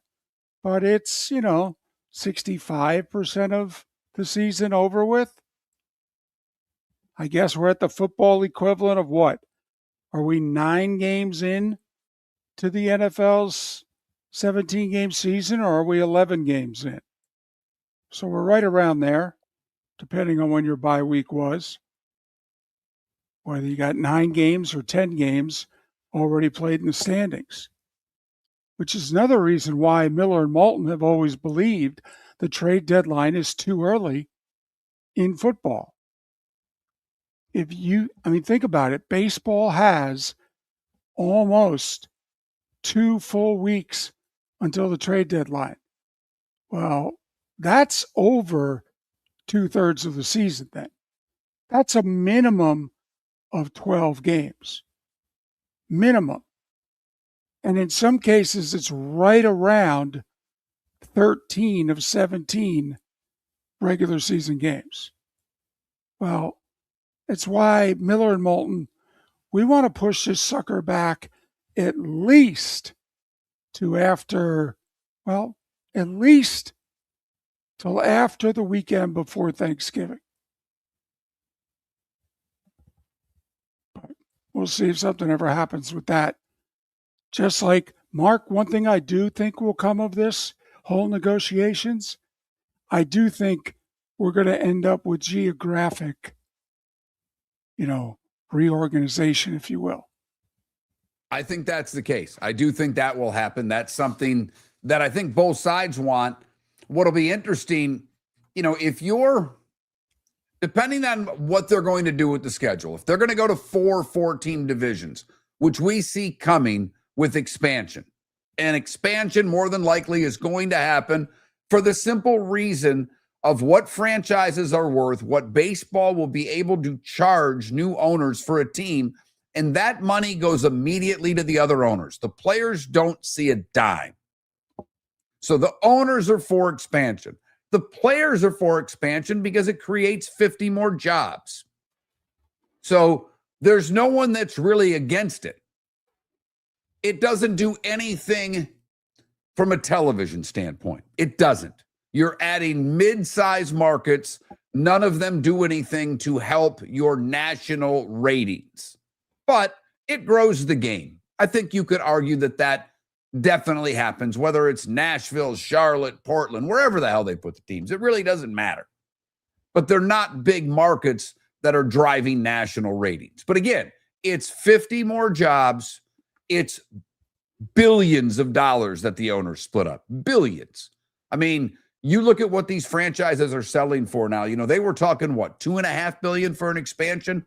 David, I think they could make that number 3, 3.5, maybe 4. I'm not, with what franchises are going for, don't you think $3 billion is a realistic charge for a new team? Well, Mark, in the NBA, the changing of the story was Steve Ballmer and the LA Clippers. When franchises were struggling to get $1 billion, and he said, Yeah, I don't want to have to bid for this anymore. $2 billion. Can we just end this? And the league went, yeah, it's yours. And then what does that do? Look at the sale prices of NBA teams since. Well, the Mets were the team that went for the most money when they were sold 5-6 years ago. Yeah. Well, San Diego Padres are about to be officially sold. The Mets got sold for $2.3 billion. The Padres got sold for $3.95 billion. So for an expansion franchise in baseball, isn't $2.5 billion the bare minimum? And I'm I not would think so. right. And I think 3 is realistic. Because when Steve Cohen bought the Mets, their hope was they could get $1.5 billion. And then people thought, ooh, I don't know, after this, maybe somebody could get $2 billion for an expansion franchise. Now, I think what Mark just said is exactly how Major League Baseball is looking at it. Yeah, don't call us unless it's $2.5 billion. We ain't interested. So part of the reason I've been fascinated by the next few weeks in baseball is because so many teams are in it. And I like trades where both teams benefit. I do. I like good old-fashioned horse trades, as they used to say. But as I'm looking through ESPN yesterday, David, and MLB may have one, I don't know. But ESPN's had a top 100 trade candidates out for a few weeks. They updated it yesterday. And the first thing they list after the player is chance of being traded. And they have a full synopsis on the top 25 guys. And then from 26 to 100, they just list the player, position, and team. But out of the top 25 guys, David, I think I've got this right. There are 3 guys that have better than a 50% chance of being moved. Everybody else is, I'm sorry, there's 4. I was wrong. There are 4 guys in the top 25 that have a better than 50% chance of being moved. 2 are pitchers for the Tigers, Mize and Skubal. 1 is a pitcher for your Mets, Clay Holmes. And the other is Luis Ariz. Everybody else on the list has a less than 50% chance of being traded. That bums me out. If they're accurate with this, David, that bums me out. I mean, it really does, because the I just owe myself $1. The Athletics are out of this. And their catcher, who's a pretty good player, and he's under control for 2 years after this year, that's a guy, right there. There's a guy the Rays could use. And I know their catchers hit home runs in back-to-back games. I'm not sold on them. But, the A's have told teams they have zero desire to trade him. Okay, why is he even on your list then? I mean, if the A's aren't looking to trade players, the Athletics, what are we talking about here? The Athletics have bats. They score runs. They have guys to be. If you need a bat right now, wouldn't you call the Athletics? I think I'd call the Nats, but I don't know if they're going to be willing unless you're going to give them a pitcher. To me, Detroit should be calling the Nats. They want to move an arm. They might need another bat. So I'm very frustrated when I see a 1 in 3 chance for guys being traded, a 1 in 9 chance, because I'm hoping that we're going to see some moves. I would like to see out of that top 25, 13 of the guys have a better than 50% chance of being moved, if you know what I mean. Right. You know what you and I need to have happen? Because there are so many teams that are on the buy or sell bubble. Well, obviously, most of the teams are not going to go do what the Orioles just did, win 7 in a row, do what the Red Sox have just done, and they're still doing, win 14 in a row. But Mark, let's just say they've got, because it's 2 weeks from this past Monday. So most teams are going to play 11 to 12 games. What we need are teams to go 8-4 or 4-8. We don't need 6 and 6s. Because if these teams have any level of success, and let's face it, 500 is almost success this year. So if they go, 6-6, 7-5, they're going to argue against trading players. Now, if they go 4-8, well, then they're selling. Well, and that's I what wonder, you and like I the need. Marlins now have lost, 8 in a row? Yeah, but they're half game out of the playoffs. I understand. But if the Marlins throw a 4-8. Oh, yeah, on top of this? Before the All-Star break, right. They go 4-16. Well, then that might be who you are. That's what Right. I'm saying. No, Right. I know where they are today, but I'm just taking your point and saying a team like the Marlins right now that thought they were buyers and are now in that front office are going, what the hell are we going to do? Do we move Alcantara now? We can't win.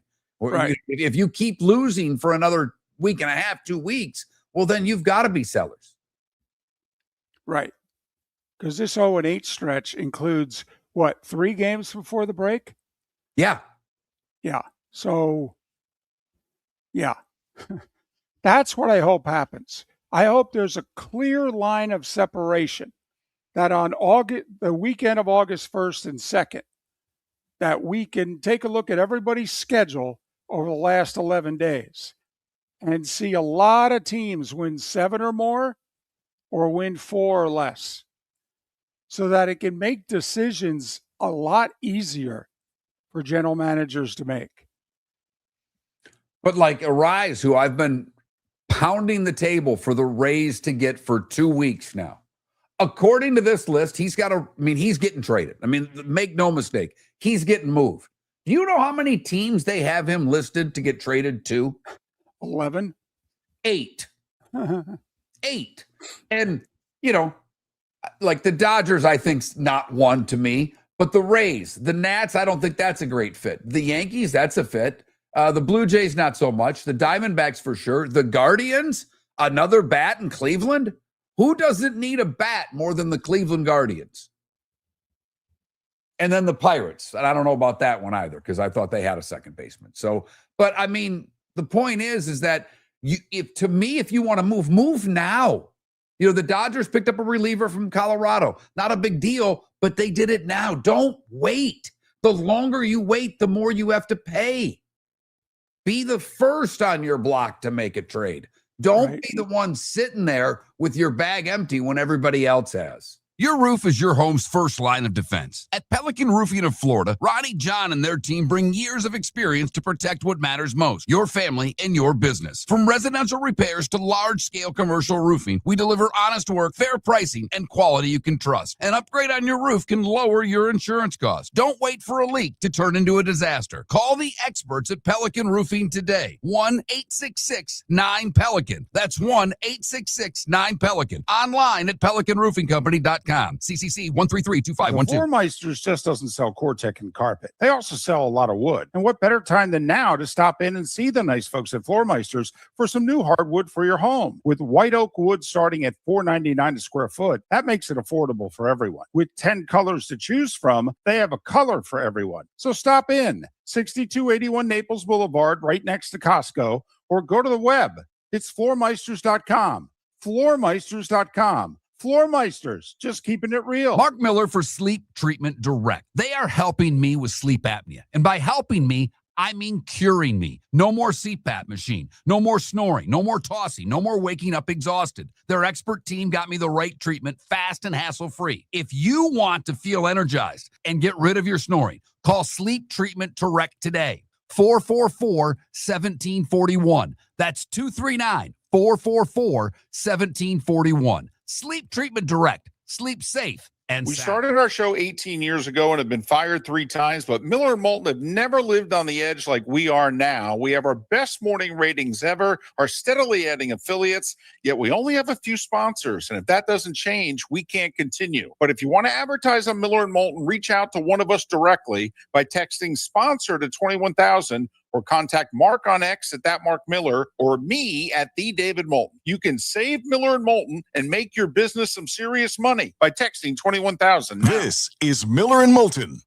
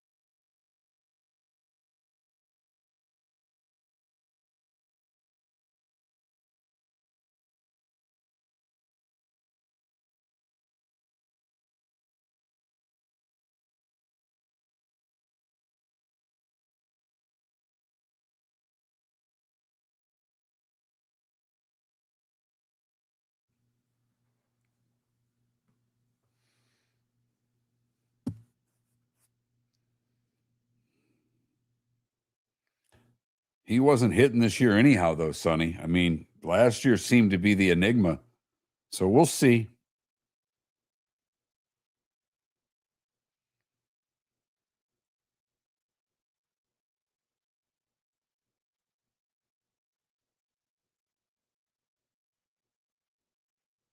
I mean, it's a small sample size, but his on-base percentage wasn't even 300. That's terrible. Ironically, his average wasn't terrible. That's not the worst idea, Sonny, but I mean, I don't know if you want him to. I mean, maybe long term, but I don't know who honestly, I don't know who their backup catcher is, Sonny, to be brutally honest. So I don't know. Because of the expansion fees. $5 billion divided by 30 owners. That money goes right in their pockets. That's why. It's as simple as that. And the players don't care about watered down. They have 50 more jobs now. I mean, I understand what your point is, but it ain't going to happen. They've got their new stadium for the Athletics. They're going to Vegas. Thank you. They won't reduce gate. Not only will it cut into the gate, it cuts into local TV revenue. Now that's the most interesting part of this because they lived on the RSNs. The RSNs are dead. So that revenue that's interesting. Well, but you keep saying, I don't want to see expansion. Here's what I'm telling you, Happy. You, the fan, has never mattered. They don't care about the fans. I've been saying this on this show for 20 years. David used to argue with me about it. He knows I'm right now. They don't care about you. They never have. Hell, they don't care about the players. They never have. They got their lawsuit in the NFL on player safety. They don't care anymore.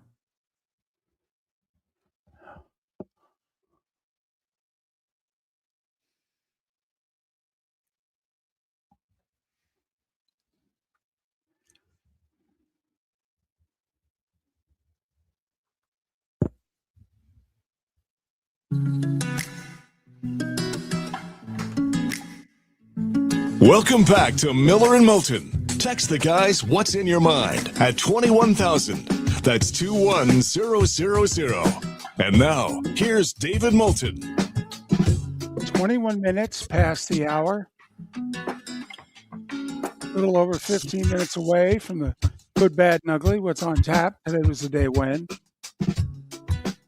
We have a big anniversary on this show Friday. It's our 20th anniversary together. Boy, has a lot happened. Just in the last damn year. Oh, man. But so on Friday, we're going to treat it as a celebration. 20 years ago, Friday, it was a Monday in 2006. But 20 years ago, on the 24th, we became Miller and Moulton. So we're going to have as many people as we can get to come on who have been a part of the show. So I was looking at the national calendar because I always try to see what day is, and today's a bunch of nothing. Yesterday was National Junk Food Day. My daughter, who never listens to the show, went to soccer practice, and one of the other parents picked her up. He listens to the show. Great guy, Bo. And so Bo had it on. My daughter comes back from her soccer practice at like 8:50, I don't know, 9 o'clock in the morning, whatever the hell it was. I'm on the air. She opens the door to the studio and kind of gives me that look like, can I talk? I'm like, yeah. She goes, it's National Junk Food Day? What do I get? But David, it is apropos that Friday is National Drive-Through Day. Because particularly in the early years of Miller and Moulton, when we were on in the afternoons and on just one station in Southwest Florida, because we were on in the afternoons, there were certain guests that couldn't come on but would tape their interview. Pat Kerwin was one. Pat does, he was doing 3 to 7 on Sirius then. He does 3 to 6 now. So we would tape Pat and do 40 minutes with Pat, and basically it was the whole hour because commercials, etc. So during that time, then we had another hour to do. We were still on till 7 at that point. We were doing 3 to 7. Yes, we were. Oh, 6 to 7, Oof. brutal. 2 to 6 is better than 3 to 7. That's all I'm saying. Something about 6 to 7. Everybody's home from work. Calls went down. Texts, we were taking calls then, not texts. But during that Pat Kerwin interview, Miller and or Moulton, and usually just one of us, because our producer had to run the interview and he had work to do. But the two of us basically would just sit there for 45 minutes. We had nothing. And we only wanted to talk to each other for so long. But Wendy's was, I don't know, maybe 3 miles from the studio? 2? Oh, no way. No way. It's 2. Trust me. Okay. All right. It's 2. But you could get to Wendy's through the drive-through and back if there wasn't a line. And remember, it's 3 to 7. So, 5 o'clock, there could be a line, but usually not. Wendy's isn't a big dinner place. So there wasn't much of a line. But the fact that National Drive-Through Day is on our anniversary, I didn't realize that until right now. But that drive-through also allowed us to meet, and I couldn't tell you her name. I never knew it. David may have. Arguably the nicest fast food employee Ever. in the history of fast food employees. Because I get it. When you go to Chick-fil-A, you get the, my pleasure. They do it at Culver's too. And I think it's wonderful. I don't knock it. I love the way that they speak to their customers. It makes me feel good when I go to either place. I feel like, hey, they're teaching these young people how to treat people. And I think that's a positive. I truly do. But at the rest of the places, it's kind of up to the worker as to how they're going to treat you. And it doesn't matter if they're the former big 3, if they're still the big 3. You want to throw Taco Bell in there, but McDonald's, Burger King, Wendy's, Taco Bell. Hey, some days you may get a really nice, pleasant employee. Other days, that may not be the case. But there was a woman that worked at Wendy's for years. And I remember David made a comment about my wife one day. He said, she's one of the 5 nicest people that I've ever met. And so I effed with him a little bit and said, who are the other 4? And we went to break. And David came back and he had his list. And I have to be brutally honest. I don't remember who 3 of the people were. All I know is that he said, and the lady from Wendy's at the drive-thru. Yep. And Yep. that is, that's true. That one is very true. So the fact that it's National Drive-Through Day, that was our go-to. I mean, that was the one we knew we could get there and back and never have to worry. Nope. And man, because John was big then. You were big then. I was big then. We were eating a lot of junk. Well, for you were maximum density, but John and I were big. Big. You're being kind, putting us or you in the same category as John and I, because we were big. You, to quote the Dan Patrick Show, might have qualified as beefy, maybe. But the other 2 guys, we were the bread, and there was a lot of bread on that burger. So David and I were texting a bit last night, and I was kind of pressing him as to who we can get for Friday. Right. And he mentioned one of our former producers who we still talk to a lot, and that may or may not happen. I started thinking, David, of bringing back other producers. And I still believe that I have Eric Willard's phone number in my phone. E was our producer after John. And E thought he wanted to get into this business. And thankfully he didn't. He works for a company here. It's in Estero. It's a good company. He makes good money. He's a good dude. He is. He didn't have the gift of gab. And there were a few sports that he liked. And why David's doing that, and I think you're giving him more sound than he actually used. Because how I remember it, we set him up. We had a question for him, and he's watching us. He's looking right at it. There's a pane of glass between the studio where David and I are in and the studio where the producer is. He has a microphone. He is looking at us, and we ask him a question, and he goes, and we saved that clip and would play it for years. I was thinking about getting him to come on the show and asking him what he remembered about Miller and Moulton and having him just go, and that would be it. And I wasn't going to tell you. I was literally going to say, I'm bringing a voice from her past. Do you know who this is? And you would have known that I instantly knew who it was, because I would be laughing so hard, because the way Mark set it up was really good. It didn't quite measure up to how much we set him up. There was only one sport he cared about. It was the only sport that he ever wanted to talk about. It was soccer. And literally, Mark and I are working on a series of questions, treating him as if he's like Eric Winalda. Okay, like we're going to treat him as a very serious soccer person, go from one soccer question to another. The questions would flow, the whole deal. And our first two questions to him were so good. And Mark, what did we get the answers to our first two questions were? He didn't believe us. We said, we told you what we were going to ask you. We set you up. And he's like, what? I didn't do anything wrong. And we said, cue it up and play it again. And it was worse than our imitation has just been for the last 2 minutes. Yeah. Yeah. He was with us for over a year, or around a year, thereabouts.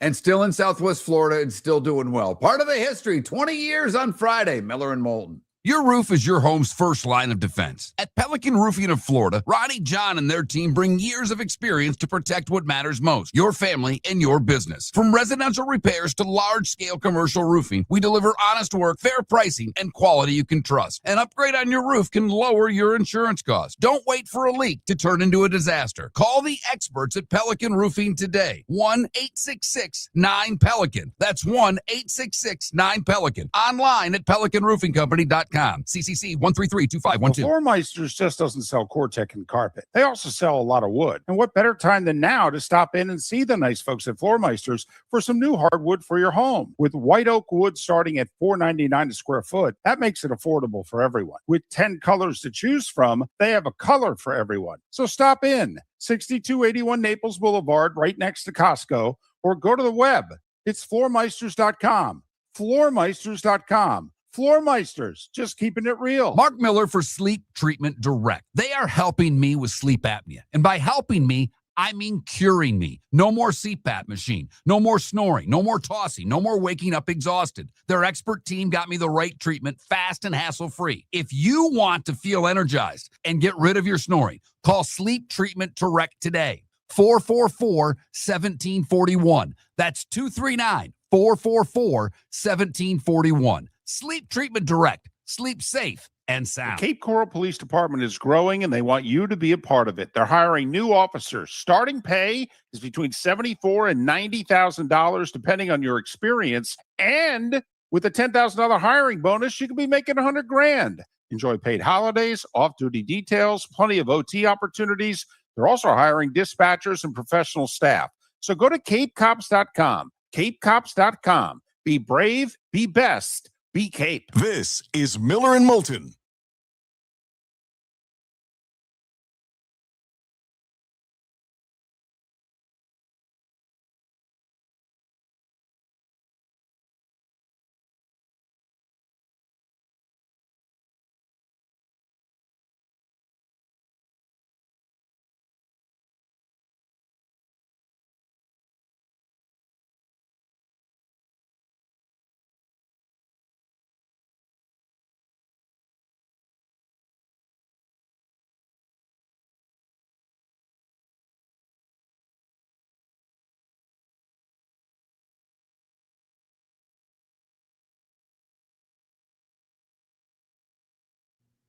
I'm actually trying to figure out all of our producers in my head, because we had John and then we had E. And I don't remember if we had another producer like full time before I got canned. Then they brought Gentry in with David.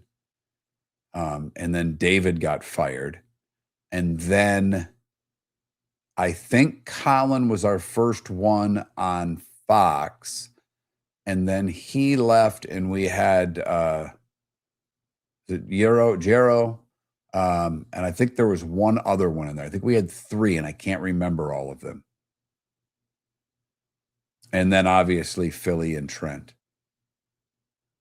And then you want to throw in Rick and Raj who help out, but they were never really ever full time.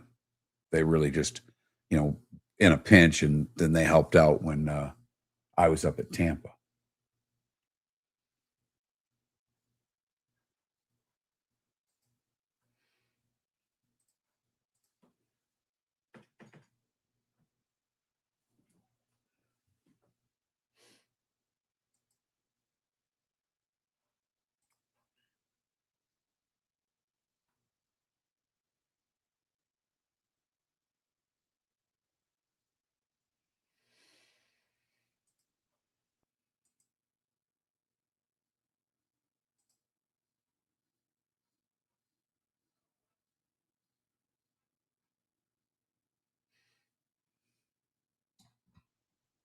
Nobody. I'm running everything from here, Mr. Spivey.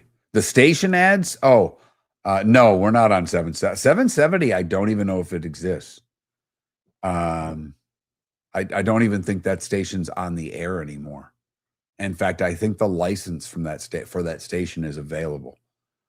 Everything's automated there now. We run this. I don't know what they run on those stations. I don't, to be brutally honest, I'm not trying to take this in the wrong. I don't care. Do I wish we had more advertisers? But we're not in a studio. They weren't going to let us put our computer in there to run our spots. So I had to build this studio in my house or we were done. They cited different computer reasons and things like that, but whatever, that was their choice. And I'm thankful we're on their station. I am very thankful we're on their station, but they, I don't even know if they would have had to let me in the studio, and I'm not an employee, and there was no guarantee that was even going to happen because both Roger and Rick were employees there. So, and part-time employees at that. And I don't know, I haven't really reached out to either of them recently. I know, I think they both are, because I think Raj does stuff on some of the other stations, and I know Rick was doing some part-time stuff, but I don't know. I probably need to reach out to both of them because I haven't in a while. But we have, I had to get some new equipment and in order to make this happen, but I'm hooked up with the satellite company directly before we did that through the stations we were on. And they had the ability to do that there. And they did do that while we first got started. So that I'm thankful for that. But now I have the equipment to be able to do that from here. So I hook up with our satellite, Kimmy.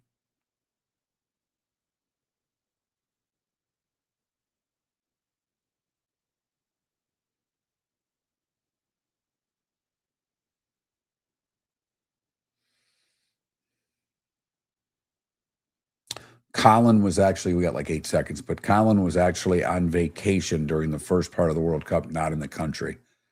It was funny. You're listening to Miller and Moulton. And now, here's Mark Miller and David Moulton. 22 minutes till we're done for the day. Tomorrow, Pat Kerwin will join us.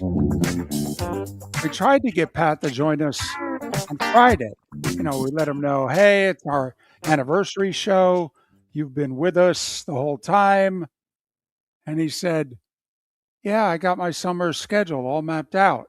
No, I did that. That's backwards. Pat wanted to move to Friday. I'm like, no. I've got Thursday booked. I'm not changing this. This was before I knew you were coming back. I'm like, no. I'm not changing my week for you, Pat. I've already got Thursday booked. No. You can wish us happy anniversary on Thursday. No. Wait a minute. So let me get this straight. You said to Pat, no. Your day is Thursday. That's when you're coming on the show. Yeah. Pat tried to switch to Friday. I said, no. I no. Did Pat remind you that he comes on when he wants to? That's not with me. That's not how this runs. Should I call him in advance, or is he mad with us right now because you don't realize how this whole booking of guest things work, at least with Pat? So, okay. Well, I hope when he dials us that the connection works. We're worried now. Okay, but the plan is for Pat Kerwin tomorrow. Apparently that's what Pat's been told. And Matt Baker, right? Yes. Matt Baker tomorrow in our 7 o'clock Eastern hour, correct? Correct. Okay. So Matt Baker, talk a little college football, and Pat Kerwin, talk a little NFL. Well, there you have it. Let's do this. It's that time again, nearing the end, but not quite there yet. Here's Mark Miller with Today Was the Day When. Boy, I tell you. Let's get this thing started. Where are we starting today? 1862. Lincoln informs his chief advisors and cabinet that he will issue a proclamation to free enslaved people. But he's going to wait until a substantial military victory to make the announcement. He would wait. On September 22nd, after a victory at Antietam, he publicly announced the Emancipation Proclamation. 64, Battle of Atlanta. That was kind of a biggie. Union side defeats the Confederate troops. There were over 12,000 casualties. 1923, Walter Johnson for the Washington Senators is the first to reach 3,000 career strikeouts. He had 5 and a 3-1 win over the Cleveland Indians. He would finish his career with 3,508 strikeouts.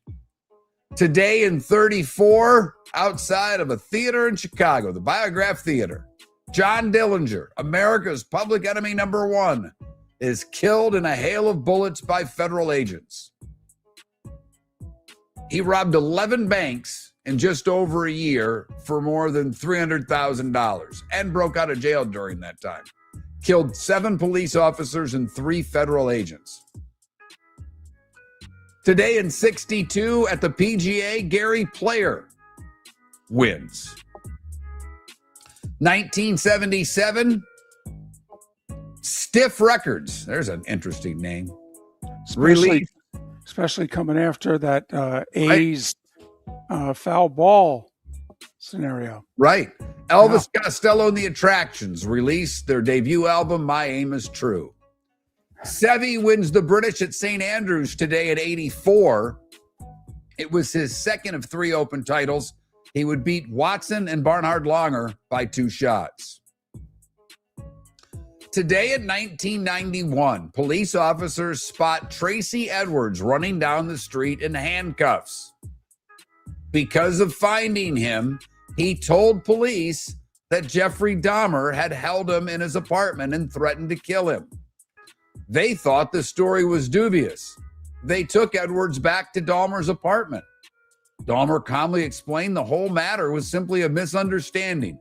The officers nearly believed him, but they spotted a few Polaroids that he had of dismembered bodies, and Dahmer was arrested. Today in 92, Pablo Escobar escaped prison. Today in 94, OJ pleads absolutely 100% not guilty. Today in what was maybe the best pitching performance ever. 1997. Braves at Cubs. Maddox throws a complete game, a 4-1 win. He threw 78 pitches. Ridiculous. It really is. You know what I'd love to see now? To somehow go back and superimpose the technology we have today and see how many of those calls were right. Ooh. Or because, the thought was all of those Braves Hall of Fame pitchers, because they were so good for so long, that any pitch that was close, hitters will say, yeah, they got all the calls. There's no doubt he is, especially Maddox. Of all of them, we believe Maddox got the most. That would be fun. I like that way better than the split season. 2007 at Carnoustie, Padraig Harrington beat Sergio by 1, the first Irishman to win the Open in 60 years. Ladies and gentlemen, if you don't know by now, at this point, 20 years doing a show together, that now Miller and Moulton just take things that Miller and Moulton say and do and just bring them back just to bust the out of the other. It's a good idea. I like that idea. 2024 M&M's, The Death of Slim Shady, is his 11th album to reach number 1, replacing Taylor Swift, the Tortured Poets Department, which had spent 12 weeks on the top of the charts. Rose Kennedy, Bob Dole. I just wanted to let David do the line from Birdcage in his head. Bob Dole is gorgeous. Sonny Liston and Alex Trebek would have all celebrated birthdays today. George Clinton, we saw him. He's 85. Didn't look a day over 84 when we saw him. Sparky Lyles, 82. Danny Glover, 80. Don Henley, 79, and still playing concerts. He doesn't play drums the whole time, and they take breaks and all that, but he's 79. Could you imagine if a manager did what Billy Martin did in a deciding game of a playoff series with the Royals, between the Royals and the Yankees? And the Yankees starter was not getting the job done, so he put his closer in the game with 2 outs in the 4th, and he handed Sparky Lyle the ball, and he said, "Go till you can't get him out anymore." And Sparky Lyle finished the game. 5 1/3 innings, 5 2/3, something like that. Yeah. Finished the game, and the Yankees won the series and went to the World Series. William Defoe is 70. Another really good pitcher. Dave Steeb, 69. David Spade is 62. Tim Brown is 60. Sergei Zubov is 56. Did you know he was a Hall of Famer? Another one. I'm like, I just caught me by surprise. Keyshawn's 54. Running back Steven Jackson, 43. Selena Gomez is 34. And Ezekiel Elliott's 31. I would have thought Zeke was older than that. I didn't realize he's only 31. What'd I miss, David? Oh, I don't know. I was off yesterday. No, that doesn't have anything to do with anything. Just in that case. I mean, you've busted my chops pretty good today, so I just felt like a little bit differently. Just wanted to give you a shot back, kind of like, how do I know? I wasn't here. What do you got, Mark? Busted your chops pretty good today. I just challenged you on the baseball, on the split season. I thought I said it was a good idea. I mean, I understand your idea, but. First off, well, of course, I think it's a good idea. I've only said it every other day for 20 years. Okay. But, as we know by how effective our government is, sometimes good ideas are ignored. So, the only thing I busted your chops with is that you said Maddox putting the pitch thing out. That's a good idea. I like that better than the split season. I did bust your chops there. There you go. There you go. By the way, I think MLB Network should make it a game show. in which they should bring back old great games, no hitters, perfect games, whatever the case may be. Okay. And Mark, you and I will be the catchers or the home plate umpires. I want to put a helmet on and stand up and start banging on my helmet. I mean, that wasn't a strike. No, wasn't a strike. For the good, we go to Yellowstone, or the Yellowstone River, where Jory Thomas was camping with his family. He's a 14-year-old ranch kid. And they heard, help, help. 2 or 3 people floating down the river. One's hanging onto a cooler, and he wasn't saying a damn thing. Apparently, their raft and a paddleboard had stuck a bridge pillar, throwing 4 people into the river. 3 made it to shore, but 1 continued drifting downstream, clinging to a cooler. The 14-year-old jumped in the water with only his lasso with him. He roped the man and brought him to shore, and he caught him on the first try. That's a good thing. Right. For the bad, we go to Lee County, where Jessica Stikursky was expecting a box of school supplies that she had planned on donating through the nonprofit Better Together. She received a notification from Amazon that the package had arrived. The delivery photo showed the box sitting on her front porch. She went outside to retrieve it and said it was gone. She checked her cameras, and according to her, the Amazon delivery person brought it up, dropped it off, took a picture. Then, after she marked her device as delivered, picked the box back up and left with it. Amazon's investigating. And finally, the ugly, and this is ugly, and thank goodness this little girl's all right. In David's biggest fear, California we go, Santa Clarita. Not Santa Clara. I didn't know there was such a city. But anyhow, Manuel Perez and his wife told their daughter that an Amazon package had arrived and been dropped off over the gate into the yard. They knew it was a gift for her, so the little girl ran outside to retrieve it. Unfortunately, underneath the padded brown envelope was a Southern Pacific rattlesnake. Whoa! It bit her on the hand. Oh. So they called 911. They actually drove her to a grocery store where they met an ambulance. There have been 3 fatalities with nearly 250 bites reported in this area in the last however long, because they don't give it to me. She spent 2 days in the ICU, received several doses of antivenom. Fortunately, the girl is going to recover. She's about 70% recovered. She has a bruise on her hand where she was bitten. According to Dad, spirits are high, demeanor is great, but she keeps asking why she was bitten by a snake. After all, she's 3. And that, David, is the good, the bad, and the ugly on today, July the 22nd.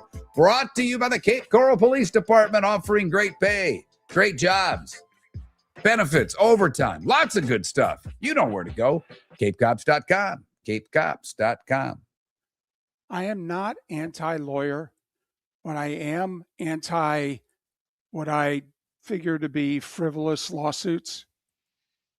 But I got to admit, Mark, with my fear of snakes, if I got bitten by a poisonous snake, okay, by picking up a package at my front door, I'd call one of those national law firms and I'd go, I don't know what your profit margin is, but whatever you've ever gotten before, ask for it again. I'm sorry. Who would you sue because you got bit by a snake in your yard? I got to sue somebody. The Okay, snake? come on. You know me. What could traumatize me more than a package with a poisonous snake in it? It wasn't in the package. It was underneath the package. Huh. Well, it was an envelope, and the envelope, apparently the snake crawled under the envelope. It's not like Amazon delivered a rattlesnake to the door. Oh, okay. So I can't sue the delivery person because, I mean, he put the package on the step and one crawled under it. Man, that's a bad break. That's a bad beat right there, David. Yes. That's a 3-pointer at the buzzer when you're laying 15 and a half and it makes it 14. You know what I mean? That's a bad beat. That is a bad beat. Man. Pat Kerwin on the show tomorrow, even though he wants to be on Friday. Right. Matt Baker from SEC Media Days as well. Enjoy the rest of your Wednesday, Miller and Moulton. Your roof is your home's first line of defense. At Pelican Roofing of Florida, Ronnie John and their team bring years of experience to protect what matters most, your family and your business. From residential repairs to large-scale commercial roofing, we deliver honest work, fair pricing, and quality you can trust. An upgrade on your roof can lower your insurance costs. Don't wait for a leak to turn into a disaster. Call the experts at Pelican Roofing today. 1-866-9-PELICAN. That's 1-866-9-PELICAN. Online at pelicanroofingcompany.com. CCC 1332512. Cape Coral Police Department is growing and they want you to be a part of it. They're hiring new officers. Starting pay is between $74,000 and $90,000 depending on your experience. And with a $10,000 hiring bonus, you could be making $100,000. Enjoy paid holidays, off-duty details, plenty of OT opportunities. They're also hiring dispatchers and professional staff. So go to capecops.com. capecops.com. Be brave, be best. Be Cape. Mark Miller for Sleep Treatment Direct. They are helping me with sleep apnea. And by helping me, I mean curing me. No more CPAP machine. No more snoring. No more tossing. No more waking up exhausted. Their expert team got me the right treatment fast and hassle-free. If you want to feel energized and get rid of your snoring, call Sleep Treatment Direct today. 444-1741. That's 239-444-1741. Sleep Treatment Direct. Sleep safe and The sound. Floormeisters just doesn't sell Cortec and carpet. They also sell a lot of wood. And what better time than now to stop in and see the nice folks at Floormeisters for some new hardwood for your home. With white oak wood starting at $4.99 a square foot, that makes it affordable for everyone. With 10 colors to choose from, they have a color for everyone. So stop in, 6281 Naples Boulevard, right next to Costco, or go to the web. It's floormeisters.com. Floormeisters.com. Floormeisters, just keeping it real. Buying or selling a home? Put a local expert to work for you. I'm Mark Miller, and I believe real estate is about more than transactions. It's about helping people make the right move. From pricing your home to negotiating the best deal, I'll be with you every step of the way. Call or text me today, 239-425-5582.